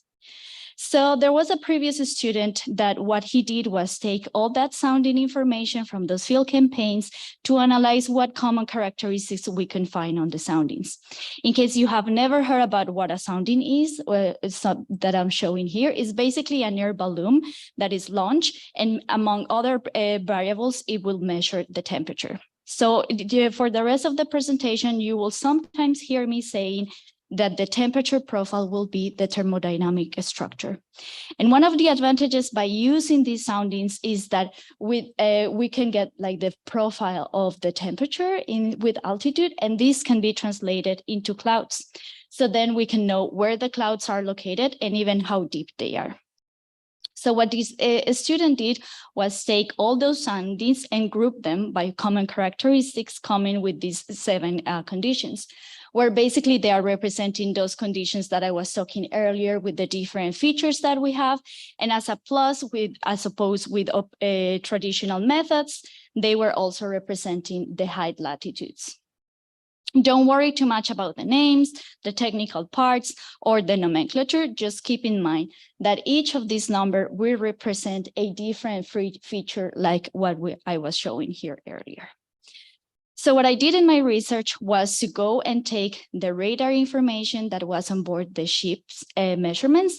A radar, basically what it does is that emits a wave at a certain wavelength, and then it goes back, and that can be translated into the amount of particles that we have in the clouds, or if we emit a different cloud, the amount of precipitation that we have. So I concentrated on the ones that would only detect the one with clouds, and basically what I did was to take all the radar information and analyze it by those different synoptic patterns that we found with these soundings. And here I'm just summarizing those cloud features that we found by each of those 7 patterns. And just simplify and don't talk about too much with reflectivities and complex words. Just keep in mind that whatever is left to the pink line is clouds that are not precipitating, and whatever is right to the pink line are clouds that are precipitating. Here I'm just showing by temperature. I also did it by altitude, but to some extent temperature can mean altitude as well.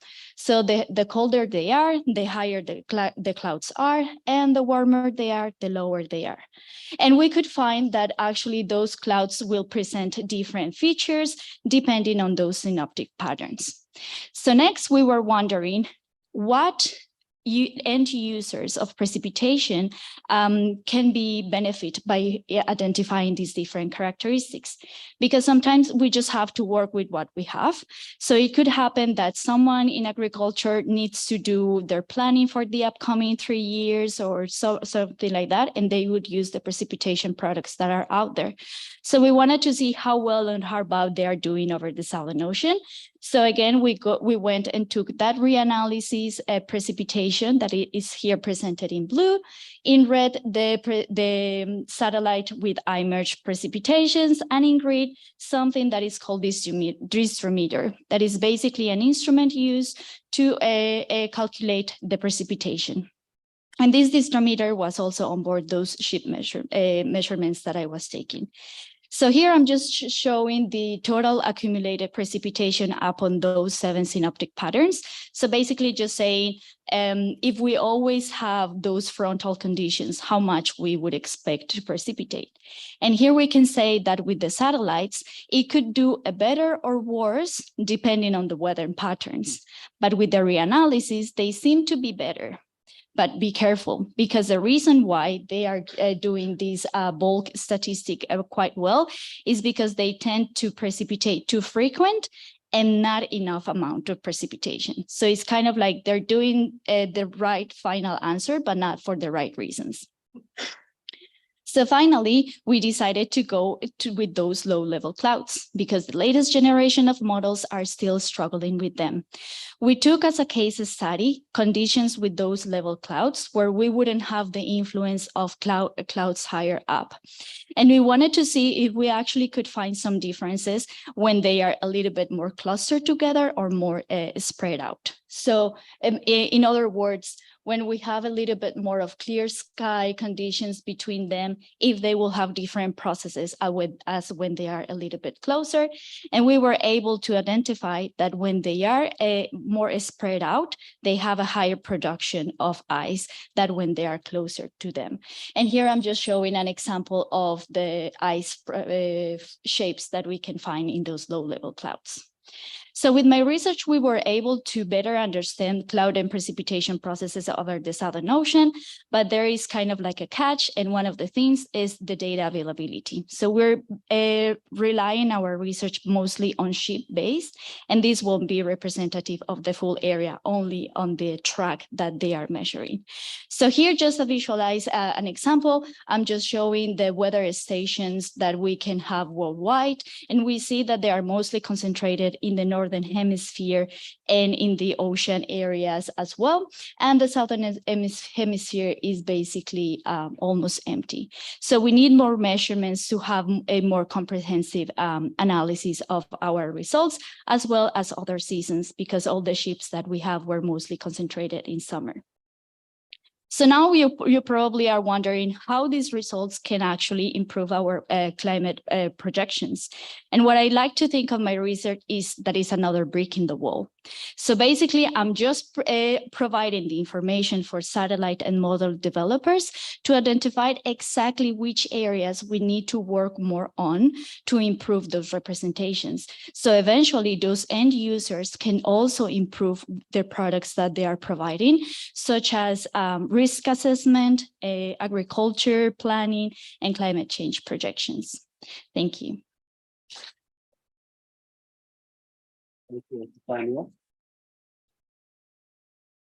I happen to know that back in the early 1980s, there were 200 drifting sea buoys in the Southern Ocean, which increased the accuracy of forecasting in Australia significantly. Is that what we need to do to get you some more data?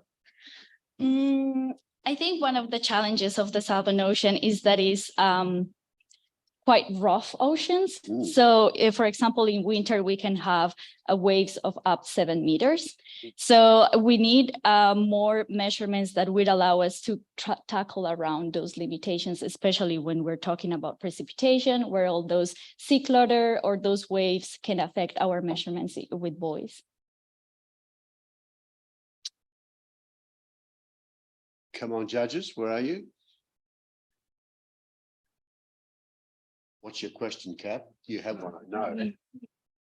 I was kind of just trying to turn it into a sentence rather than a bunch of ideas in my head. I guess so full disclosure, I'm one of the model developers. So I guess I'm curious to know whether you or any of the people you're working with are planning on working with any model developers, presumably where this would go is in trying to improve cloud parameterization schemes in the models. Not that I'm aware of, but that will be a really nice step forward, yeah. Well, I know that one of your supervisors used to be the general manager of research at Bureau, so I assume that will happen at some point.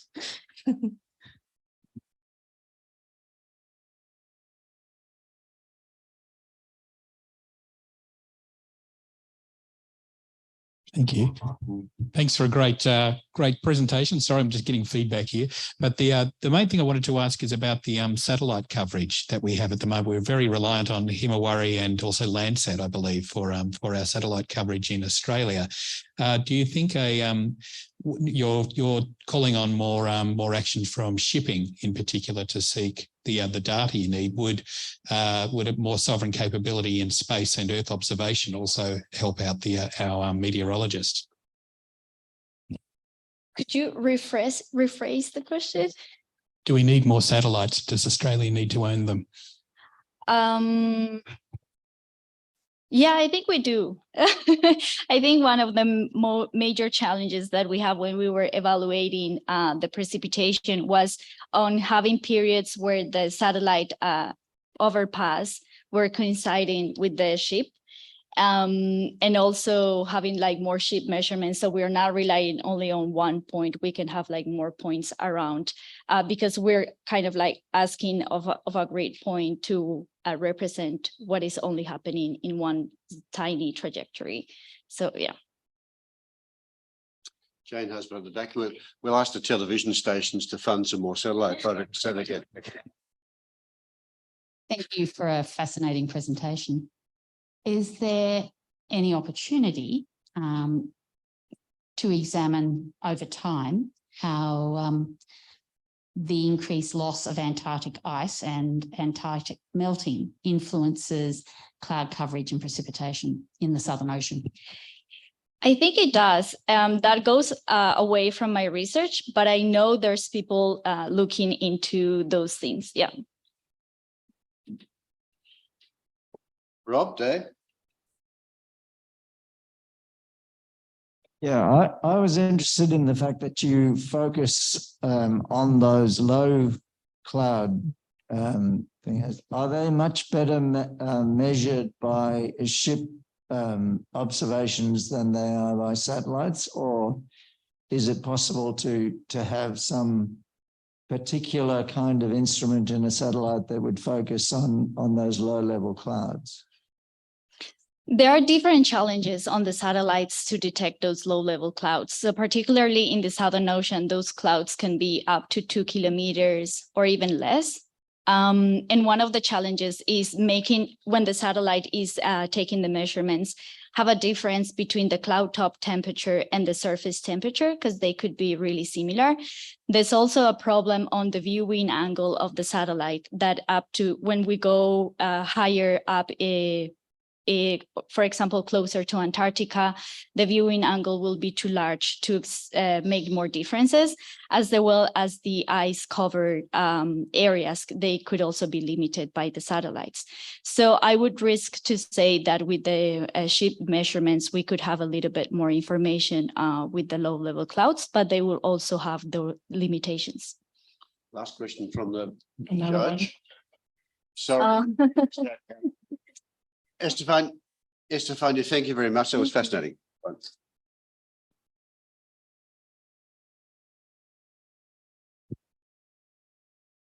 Yeah, you want to sort of stand up for a sec? You're welcome.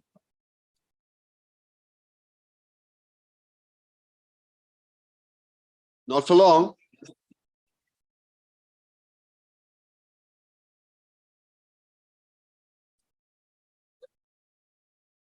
Okay, that's enough. No, that's enough. It's where we play heads or tails with the audience. Our last two presentations are in the physical sciences. And the first presenter is Dr. Grace Lawrence from Swinburne University of Technology. Her lead supervisor is Professor Alan Duffy, also from Swinburne. Grace is presenting her tonight on dark matter within simulated Milky Way analogues and the subsequent direct detection possibilities on Earth. Welcome, Grace.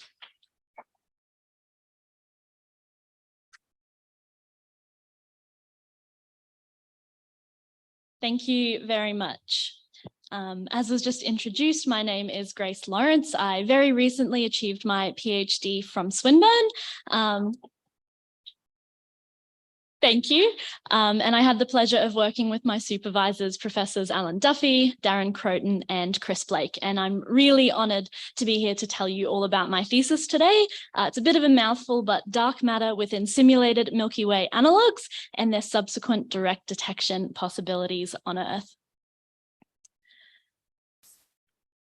If we go outside right now and look up at the night sky, with our eyes or maybe with a telescope, we might see something that looks like this. This is from JWST, so not quite this good, but you'd see something similar. And it's kind of difficult to comprehend just how much light you see. The sky seems fit to burst with these beautiful twinkling lights. But what if I told you that everything that you see in the night sky, not just the stars and the planets, but everything on Earth too, from the trees to you to me, actually makes up less than 5% of our universe. We are this tiny, inconsequential orange sliver.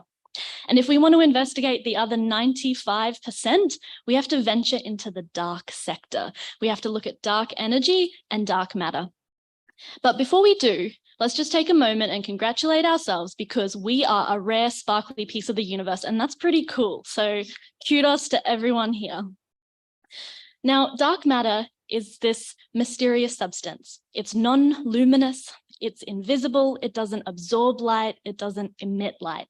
The true nature of dark matter is one of the greatest modern mysteries of astrophysics, and there's definitely a Nobel Prize waiting for the team that finally discovers it. But if we can't see it, if we can't feel it, if it's invisible, how do we know it exists? There is actually a plethora of observational evidence for dark matter, from the rotational velocity curves of galaxies to gravitational lensing to the fluctuations in the cosmic microwave background. There is evidence everywhere that dark matter exists, but it's all indirect. That is to say, we're observing the effects that dark matter has on these processes and not dark matter itself. So, what was the goal of this research? What did we want to do? We aimed to model the kinematic properties of dark matter for directly detecting it on Earth, and we do that using supercomputer simulations. And we wanted to explore how realistic dark matter distributions from simulations differed our predictions for detection when we compared them against our standard mathematical models, our standard HALO model, very creatively named. And you might be asking, why is it important to know what dark matter is? If it's everywhere, but we can't see it and we can't touch it, why do we care? And there's quite a few reasons to care. So dark matter will tell us what the future looks like.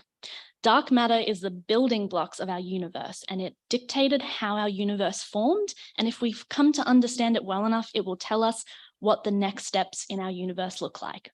Not to mention the technology we're developing to search for dark matter is already having applications in defense research, in medical research, in mining, and so many others. So it's worthwhile whether you like blue sky research or not. Now, one of the ways that we can directly detect dark matter is by searching for the signal called annual modulation. Now, I've got this pretty little diagram. This here represents our solar system, which is within our galaxy. Every galaxy in the universe is embedded within this extended dark matter halo, which is what we're seeing in the nice purple around the edge. Now, as our solar system moves around the center of our galaxy, it creates this headwind effect. So it appears that dark matter is rushing through the solar system constantly. Now, as the solar system moves around the galactic center and the Earth moves around the sun, we have this mapping of the flux of dark matter through the Earth, and it comes out to be quite conveniently a lovely sinusoidal signal. Now, how do we actually search for that? We use something called direct detection, and it's slightly more complicated, but at the crux, all you need to directly detect dark matter is a detector material, so some sort of crystal. You need your ghostly dark matter particles ready to go, and you need something to detect them with. We normally use photomultiplier tubes. So as the dark matter comes flying through the Earth, it flies in, it interacts with the detector. Now, some of the particles are going to interact with the detector, but not many. The rest are going to float on through like nothing's ever happened. But the ones that did stop to interact with the detector are going to impart some energy to the crystal via a mechanism called nuclear recoil.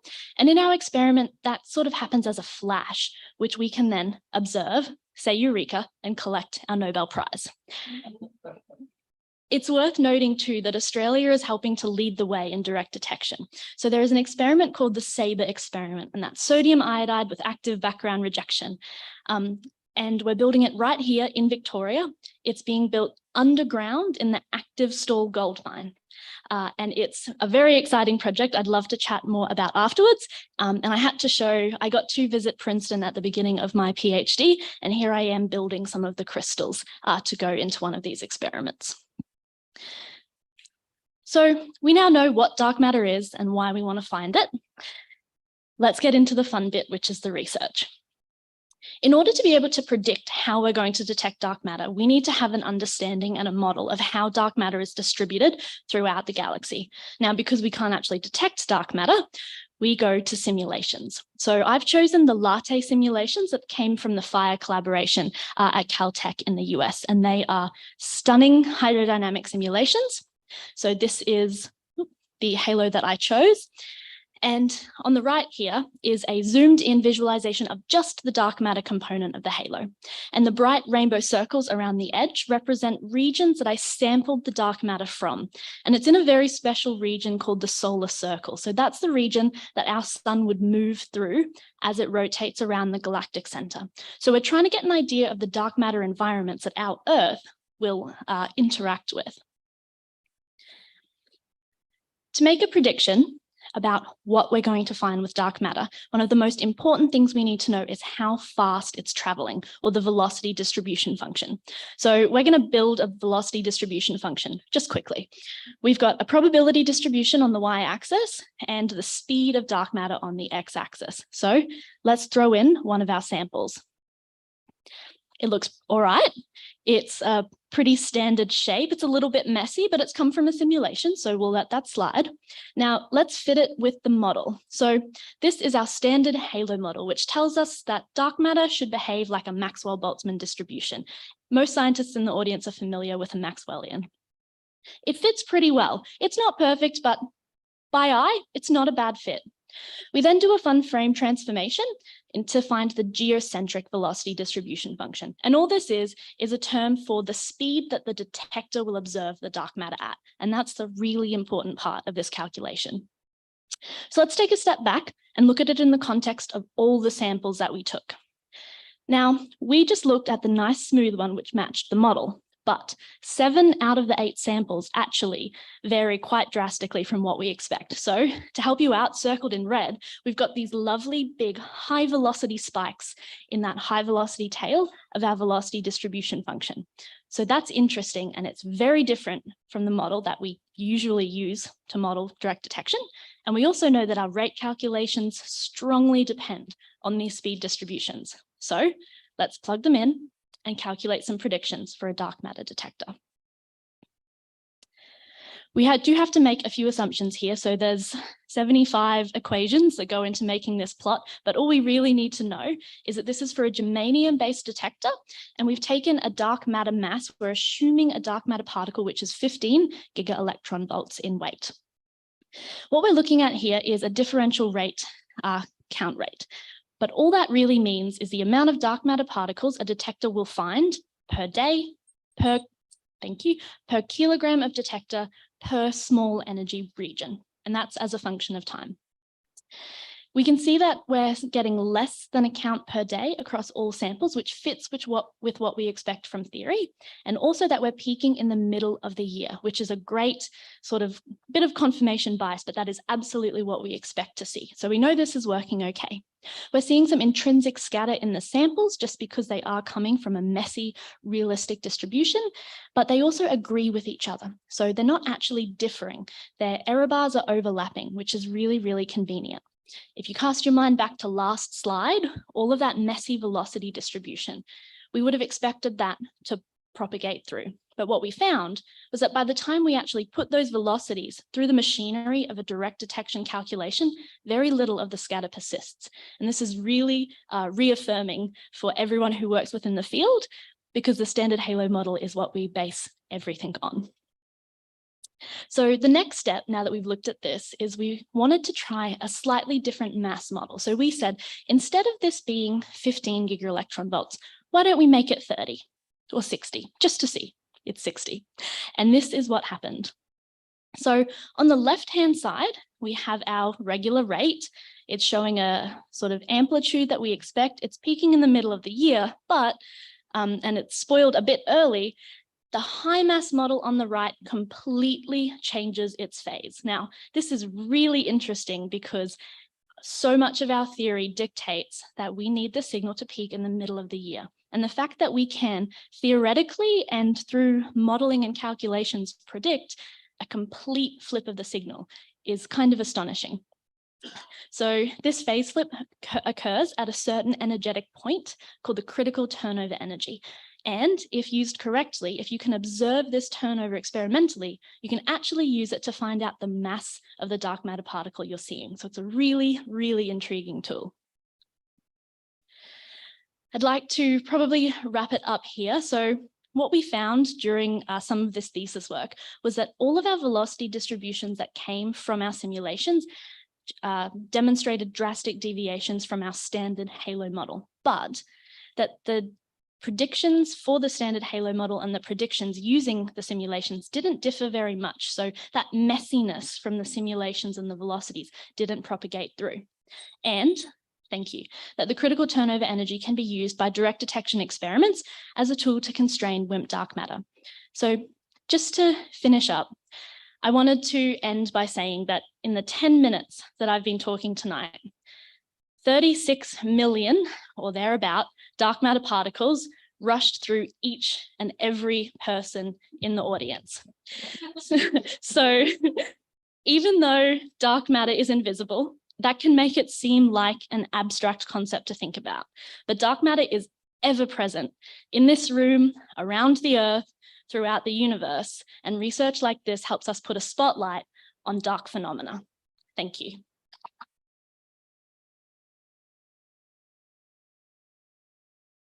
Terrific, Grace. That's given us all something to think about. Nick, as a judge first. Thank you for a very good explanation of a very difficult topic. But you said sodium iodide. Why sodium iodide? So sodium iodide is sort of tweaked to be more receptive to interacting with the dark matter mass that we're searching for.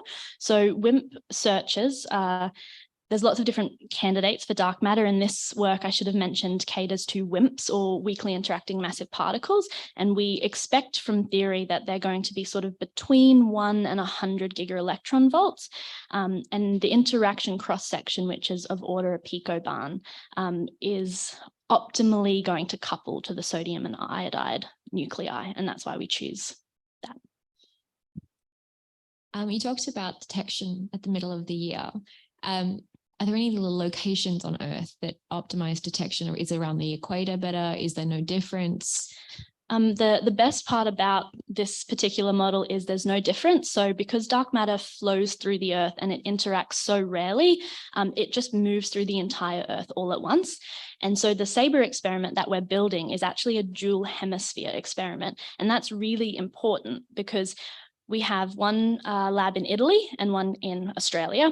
And if we report signals in those labs, if they're out of phase with each other, then that means that what we're seeing isn't actually dark matter, it's some seasonal effect that changes with the hemispheres. But if they're in phase with one another, then that at least proves that what we're seeing is astrophysical and likely dark matter.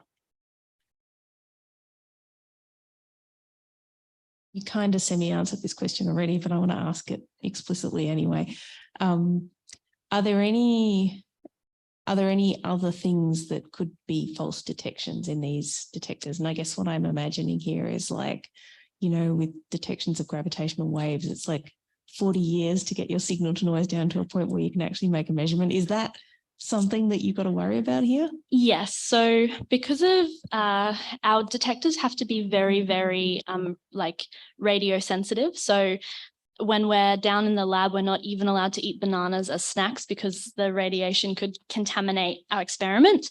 The crystals that we're building actually have to come via boat because they can't have the radiation of an aeroplane. So it's very radiosensitive, and there is a lot of active vetoes in place to try and reject known counts. Lead is a big contaminant, and SABRE has an active veto, which we put the crystal in a scintillating solution. And because the dark matter particles interact so rarely, the chance of a dark matter particle interacting with both the scintillating solution and the crystal is so low that we deem it impossible. So if we report a signal that has two flashes, one in the crystal, one in the scintillator, then we reject it. And if it only flashes once in the crystal, then it becomes a potential dark matter detection. There we go. Thank you, Grace. Wonderful. Thank you.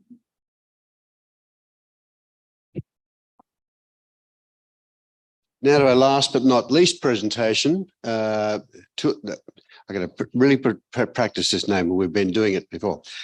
Tulia Chakumpalakul Pouton Vital from Monash University. How'd I go? Not bad. From Monash University, her lead supervisor is Professor Baden Wood, and she's speaking tonight on vibrational spectroscopic approaches for leishmaniasis disease diagnosis. Welcome.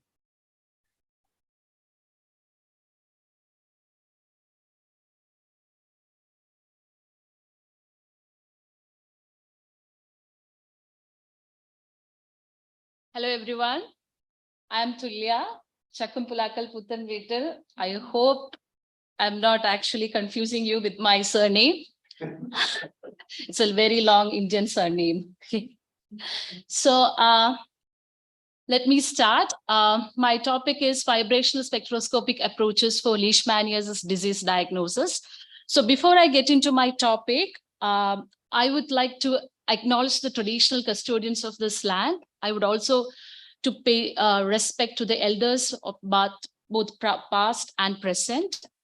And I'm very happy to share that I've submitted my PhD thesis today, and I'm standing here to give a presentation to all of you, which is an exciting opportunity. And thank you so much, RSV, for giving me such a wonderful opportunity.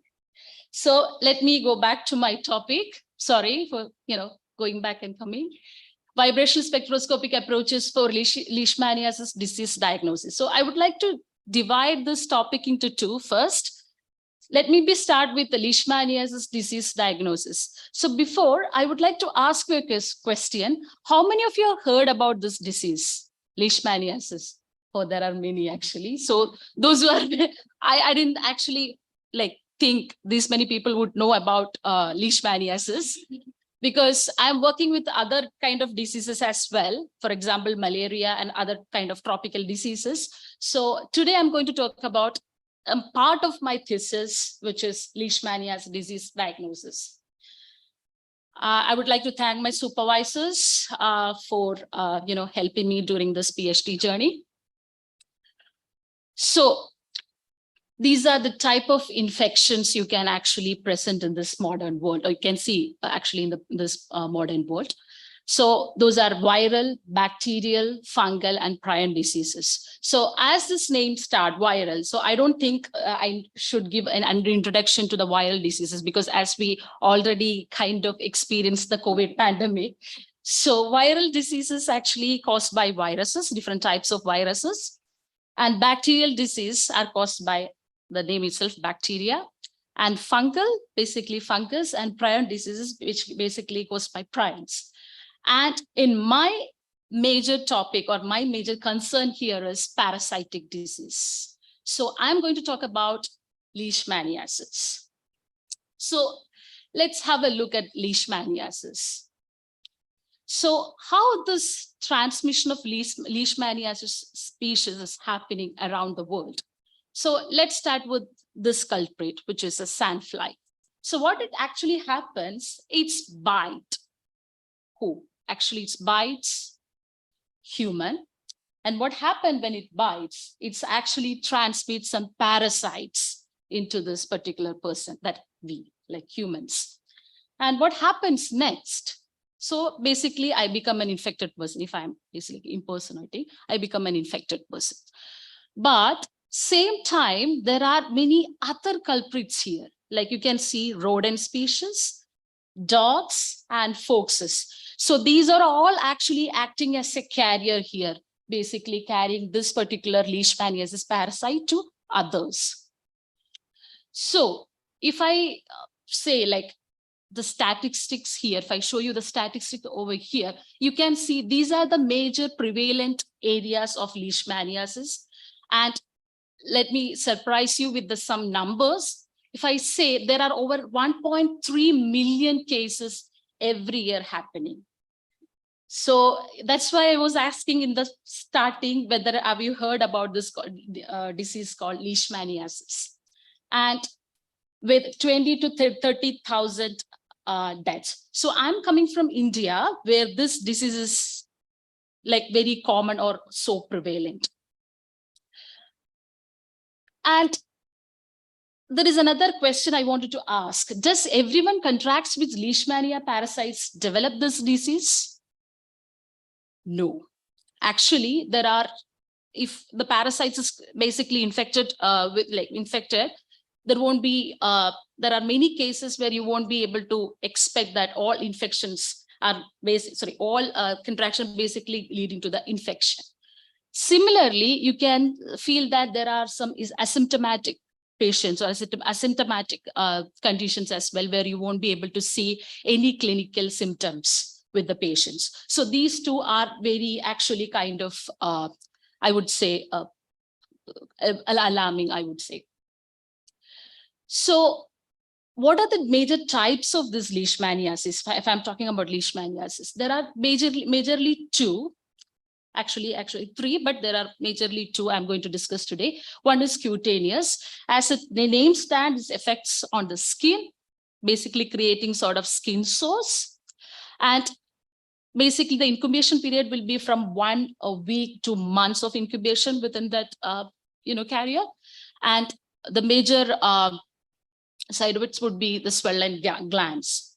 And if you look at the visceral leishmaniasis, this is very dangerous, as I would say. These are the more severe type of leishmaniasis. And it can actually have high incubation period, which can probably lead from months to years or so. And it can affect liver, spleen, and bone marrow. So it's very deadly dangerous. So how this infection's currently being diagnosed? So I mentioned that it's been actually transmitted to the parasites from one form to other within the body and all. How this infection is being currently diagnosed? So there are several gold standard approaches in this leishmaniasis. So let me start with some of the antibodies testing. So what it happens, it will check the antibodies which is developed against these parasites. And there are some urine tests available, like from the urine sample, they are going to detect the leishmaniasis infection. And definitely PCR, polymerase chain reaction, which are going to give you the genetic fingerprint of this particular disease. And conventional microscopic approaches where you are able to see the infection from the samples, from collecting from the patients and samples. So what are the limitations? Definitely these, tests, what I've already explained, is having some of them having high specificity and sensitivity, and it has some sort of limitations.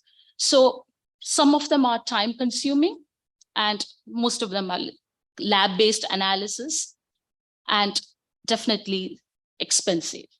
So what should we need now? Do we need an alternative? Because as I said, these diseases are more prevalent in economically backward countries. So some of these tests won't be accessible to those areas. So especially in point of care applications. So do we need an alternative for these sort of disease? In my research, that's what I'm going to do. That's what I've done. And some of the works I'm going to continue.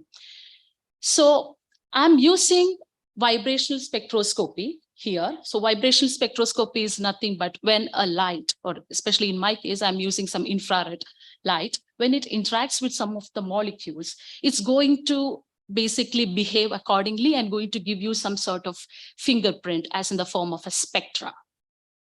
So in my research, what I'm going to do is I'm actually used infrared light, basically infrared spectroscopy to look at the Leishmania species and Leishmania samples, which I've basically acquired from the clinical settings, and able to look at the spectral fingerprint.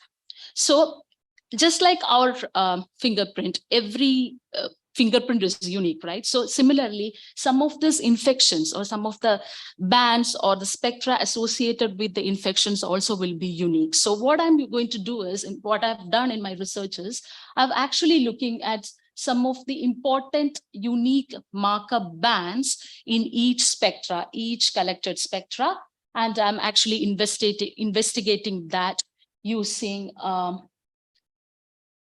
some of the advanced machine learning tools. So I have used different type of machine learning tools such as artificial neural networks, or principal component analysis, some sort of multivariate data analysis tools, everything to understand the spectral fingerprint and to see whether this particular sample is having infection or not. So in detail, if I'm talking about, so I'm collecting the samples from the point of care site, just like a fingerprint of blood, and isolating and concentrating those particular infections or pathogens from that particular samples using a in-house developed microcentrifuge sample, which I can only use, like I can use till like 20 microliter of samples from the patients. Then I'm using this particular, portable spectrometers to record that particular spectra, like to collect the spectra, and using these advanced machine learning tool to see whether this infection is present or not. So in my research, what I've done, I've created a large spectral library to each and particular disease sectors, and I have basically using that particular spectral library with the new clinical samples to see whether, or kind of a cross validation to see whether this having infection or not. So, and the conclusion and future work of my research is, for the first time, I've actually used this vibrational spectroscopy to study the molecular structure of parasitic forms like amastigotes and promastigotes in their native aqueous functional state. That means as it is, laying the groundwork for future clinical studies using more portable devices. And we have developed a rapid and robust and low-cost microcentrifuge platform, as I mentioned, to concentrate these particular pathogens only for subsequent vibrational spectroscopic analysis. And for the first time, we were able to create a spectral library for leishmaniasis infection, which can be used for diagnosing the infection in the clinical settings, especially resource-limited areas. So as I mentioned, when I started my PhD, I was kind of, as like everyone, very confused, and I don't know what to do and which kind of disease I wanted to look at, because my supervisor gave me a lot of options. So I started with this neglected tropical diseases. So I thought this was should be the correct way of approaching things, because these things needs to be understood or needs to be addressed, because as I mentioned, these infections are mostly present in the economically backward countries. And these are some of the published papers during my PhD, completely related to leishmaniasis. And thank you so much for listening.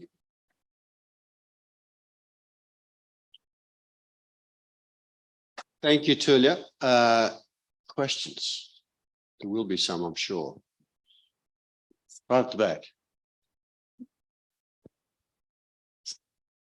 Yeah, really nice talk. I guess, how adaptable do you think this is now that you've started to set it up for other similar type tropical diseases and parasitic infections? And how much work would need to go into that to get fingerprinting? Okay, thank you so much for the question. So currently we are, as I mentioned, during my PhD, I've kind of used or tested this particular device and approach using the clinical isolates. So the further studies needs to be done or needs to be basically done using more clinical samples. So the interesting part about vibrational spectroscopy and this like associated machine learning tools is to basically create a very large spectral data, which can be basically used to validate in such a way that we would be able to get very high specificity and sensitivity with respect to the clinical samples when we use. So in that front, I would have to say like there are still a room for improvement, a lot of room for improvement, I would have to say that. But when I like, this is my 3.5 to 4 years of work, I would say. So during that time, I'm very happy that I was able to develop a device, and I was able to use that with an existing standalone techniques such as vibrational spectroscopy and some advanced data analysis tool such as like artificial neural network and everything to combine to get kind of portable and for point of care applications. But did I answer your question? Thank you.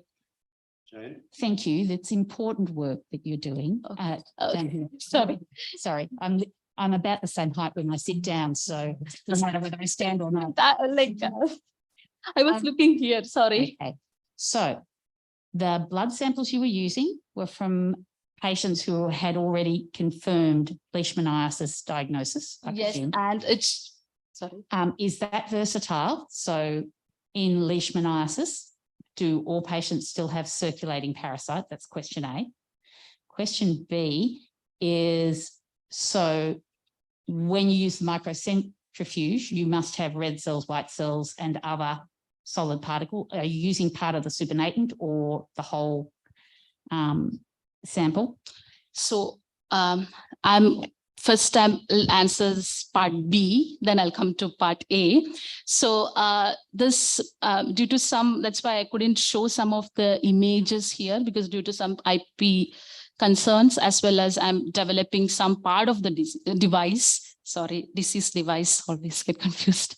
So I was actually looking at the supernatant part of, because it's mostly infected the macrophages. Sorry, I didn't mention that here.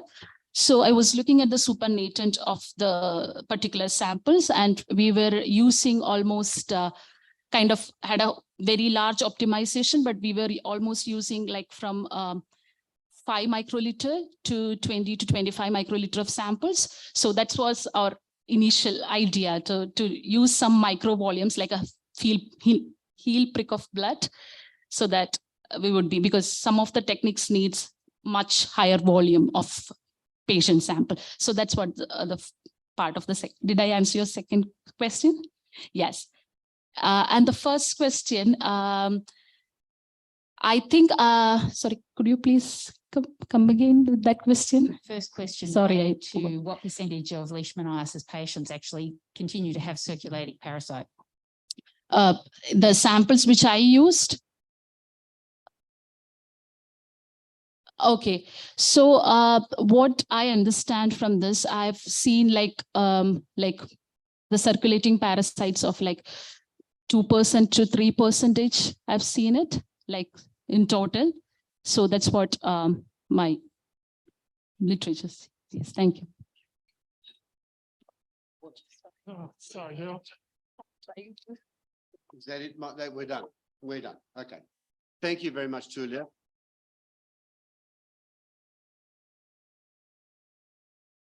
And can I please have another round of applause for all of our 8 presenters tonight? They've been fantastic.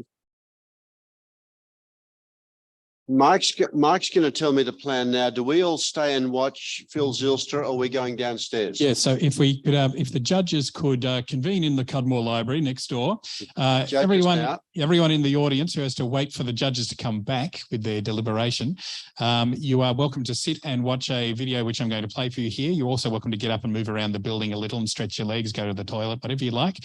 People who are watching via YouTube will also be playing the video into the live stream, so you don't go anywhere. Come back in 15 minutes if you like. We need you back at sort of 8:30ish, or what's the time now? The time is 35, let's say 22:09. Yeah, no later than. 8:40 back here. and you'll enjoy the video. Yeah.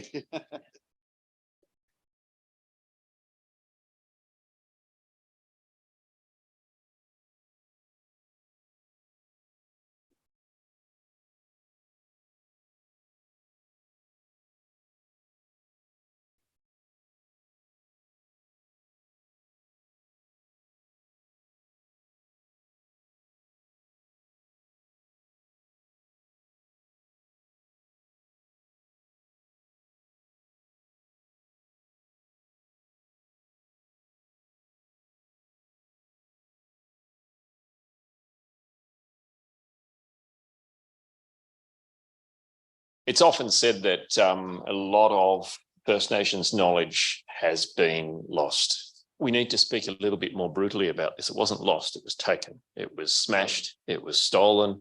There was absolute injustice through this, but it wasn't all lost and it wasn't all stolen. You know, I know of people who were taken, who lived on missions, but who spent their time secretly whispering in forbidden languages in back rooms and in paddocks and telling each other stories and maintaining these histories.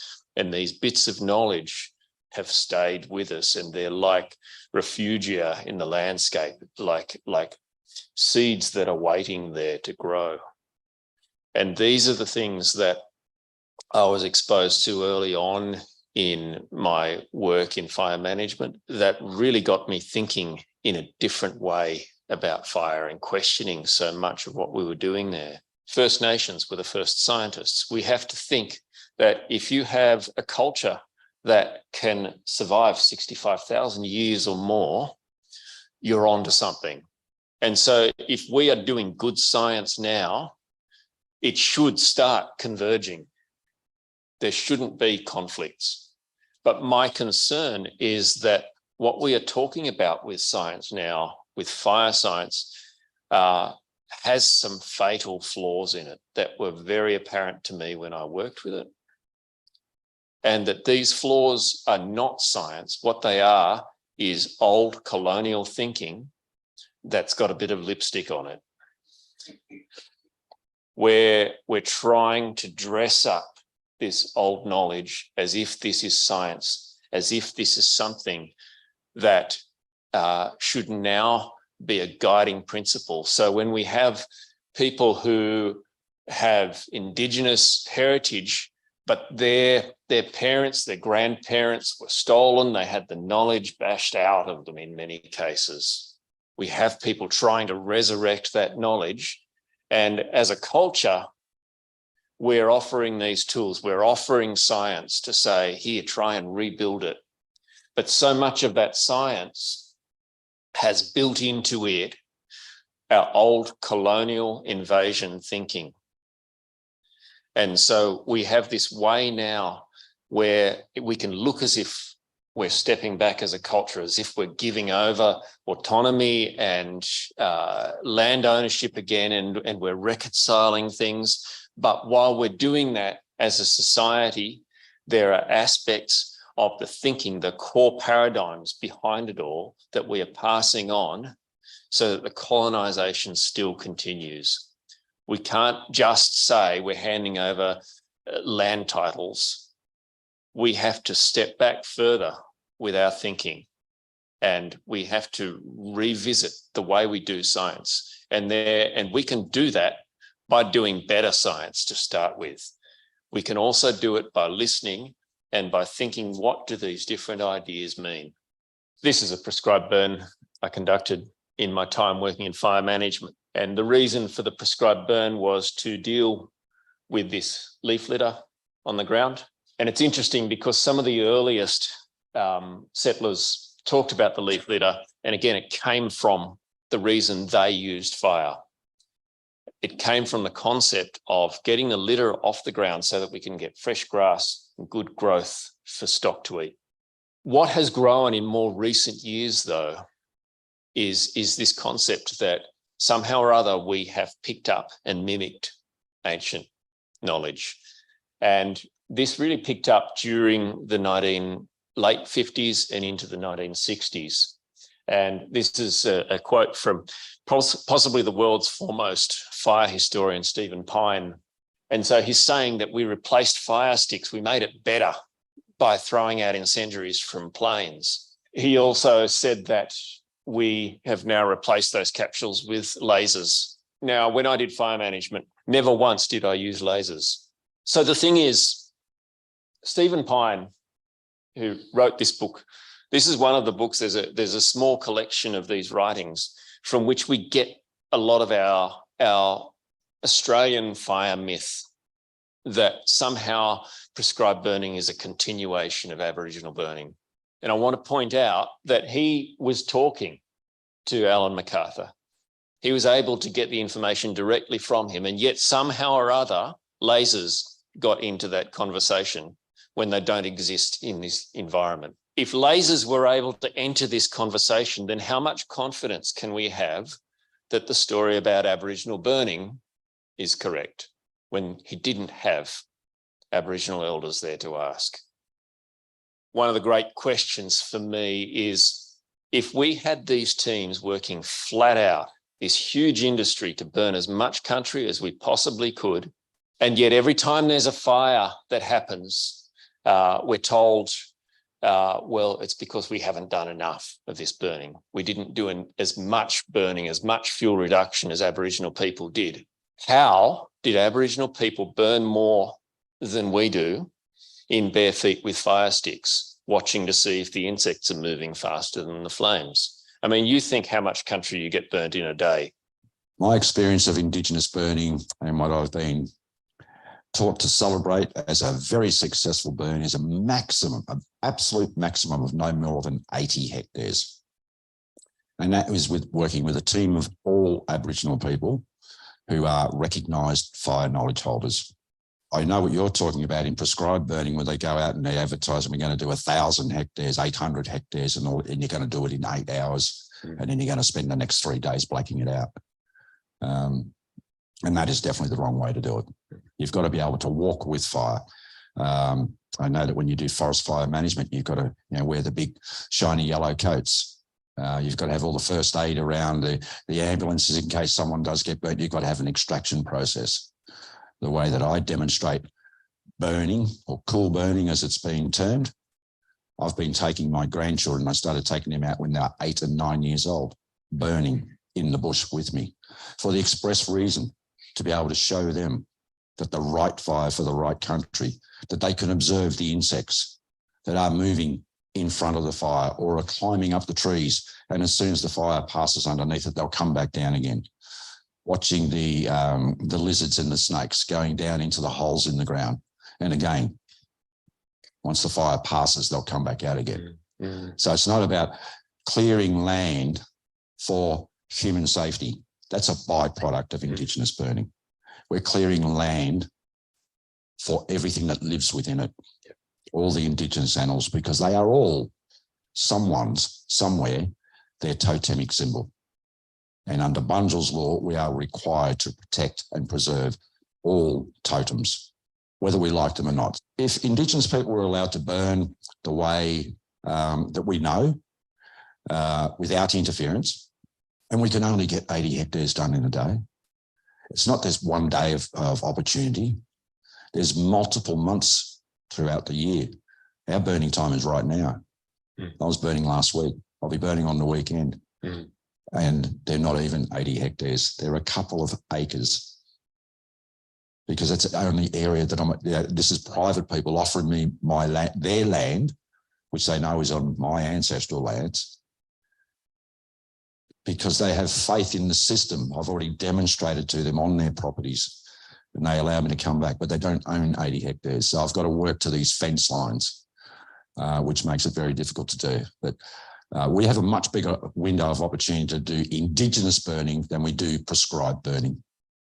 And Indigenous burning is not based on economics. It's not based on fuel reduction. That is a byproduct of Indigenous burning. It's not based on human protection or asset protection, as in a power station or a town. The asset is the actual bush that you're burning yourself, is what we're doing. The other asset protection is a byproduct. The asset is everything that's actually living in that forest, that's living in that wetland or living in that grassland. That's the asset that you're actually using fire to protect, not for economic benefit further down the line. Thanks. Fantastic. Thanks, Dave. How do we manage fire? Well, early colonists were able to see changes in the bush as it transitioned away from Aboriginal fire use and towards colonial fire use. In the Snowies, there was the observation that the graziers there were burning the shrubs to get rid of them, to create more grazing land, but the more they burnt, the more shrubs they got back. And it just kept accelerating.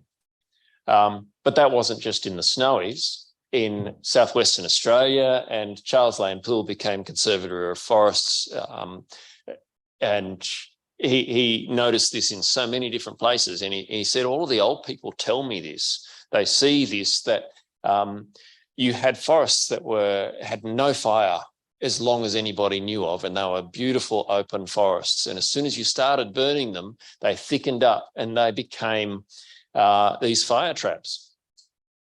And if we leave them unburnt, they can open up again. Now, a lot of people have criticised him because he studied ecology in Europe, and they said, oh, he's bringing his European ideas here. What he was saying was not based on the theory of it. He was saying based off the observations of people who had seen fire change this country. Again, Dr. Neil Burrows in the 90s looked at this for jarrah forests, and what he showed was that if you burn a jarrah forest, this is years since fire, this is the weight of understory, he calls it understory fuel quantity or total biomass. So the difference is that what he's calling fuel there is the finest parts of the plants. You take an area like this, which looks like this, that's a 60 years unburnt jarrah forest, and you burn it and it will be open at first, same weight of understory fuels. And remember, the understory is what drives fire, according to the Project Vesta work. Same weight of those understory fuels about a year after fire as you've got 60 years after fire. If you leave it unburnt at a 60-year block, it'll stay open like that. If you leave it unburnt here, then 5 years later, it looks like this. Now, this was just a very mild fire. The farmer that owned this land here was able to put it out single-handedly. It's not that it was an intense thing that caused it all. That's just what happens with the bush there. And a couple of decades ago, Ray Specht came up with this principle that he was pushing, saying basically that if you have tall plants and disturbance removes the tall plants, then they're going to regrow again from the ground. You remove the overstory and you get more understory. And he showed this for a wide range of ecosystems across Australia. He considered this basically a universal principle across Australia. You remove the overstory, you get dense understory growth. What I want to say out of this is that we as colonial Australia have downgraded that knowledge and seen it as primitive. And yet when it's taken seriously, and when our science starts to catch up, when we reject the stuff that we know is wrong and instead start taking into account basic ecological principles and observable facts, like the fact that flames from a burning plant are bigger than flames from leaves on the ground, once we start accounting for reality, then our stories converge. And what we need, again, is to give the microphone to these people who are very often old, quiet people hiding out in the background who don't want the attention. But they're the people we need to hear from, because these are the stories that will start to reconstruct the way we see fire in the country and give us a chance to cooperate with these old processes, put fire where it's useful, where it belongs, and allow other areas to develop and grow into these places that become less flammable. Thanks. If I could ask you to just take a seat for a minute whilst we announce the winners. It's good, we got through the video. I hate to interrupt. I hate to interrupt Phil Zylstra's lecture. Can I recommend that all of you go to our YouTube channel to not only see Phil's lecture, but lots of other ones as well. They're all there and they are enjoyed by many, many people.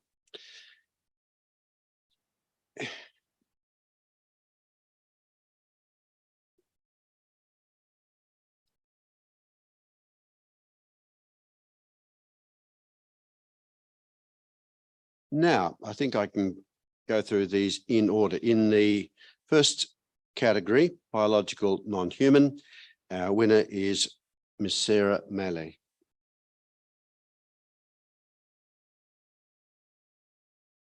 Congratulations, Sarah.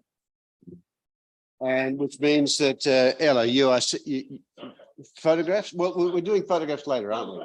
Do photographs, which means Ella, you're our second slide, please.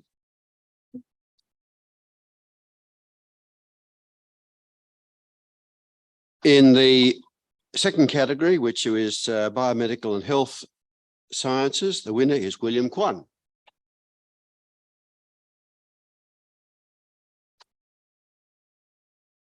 Which means the second prize goes to Mariana Yaku.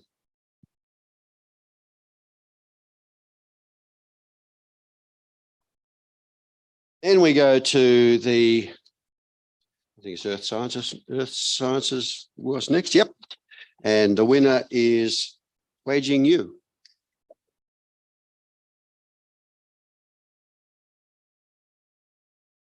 This goes to Estefania. And the final category in the physical sciences, the winner is Grace Lawrence.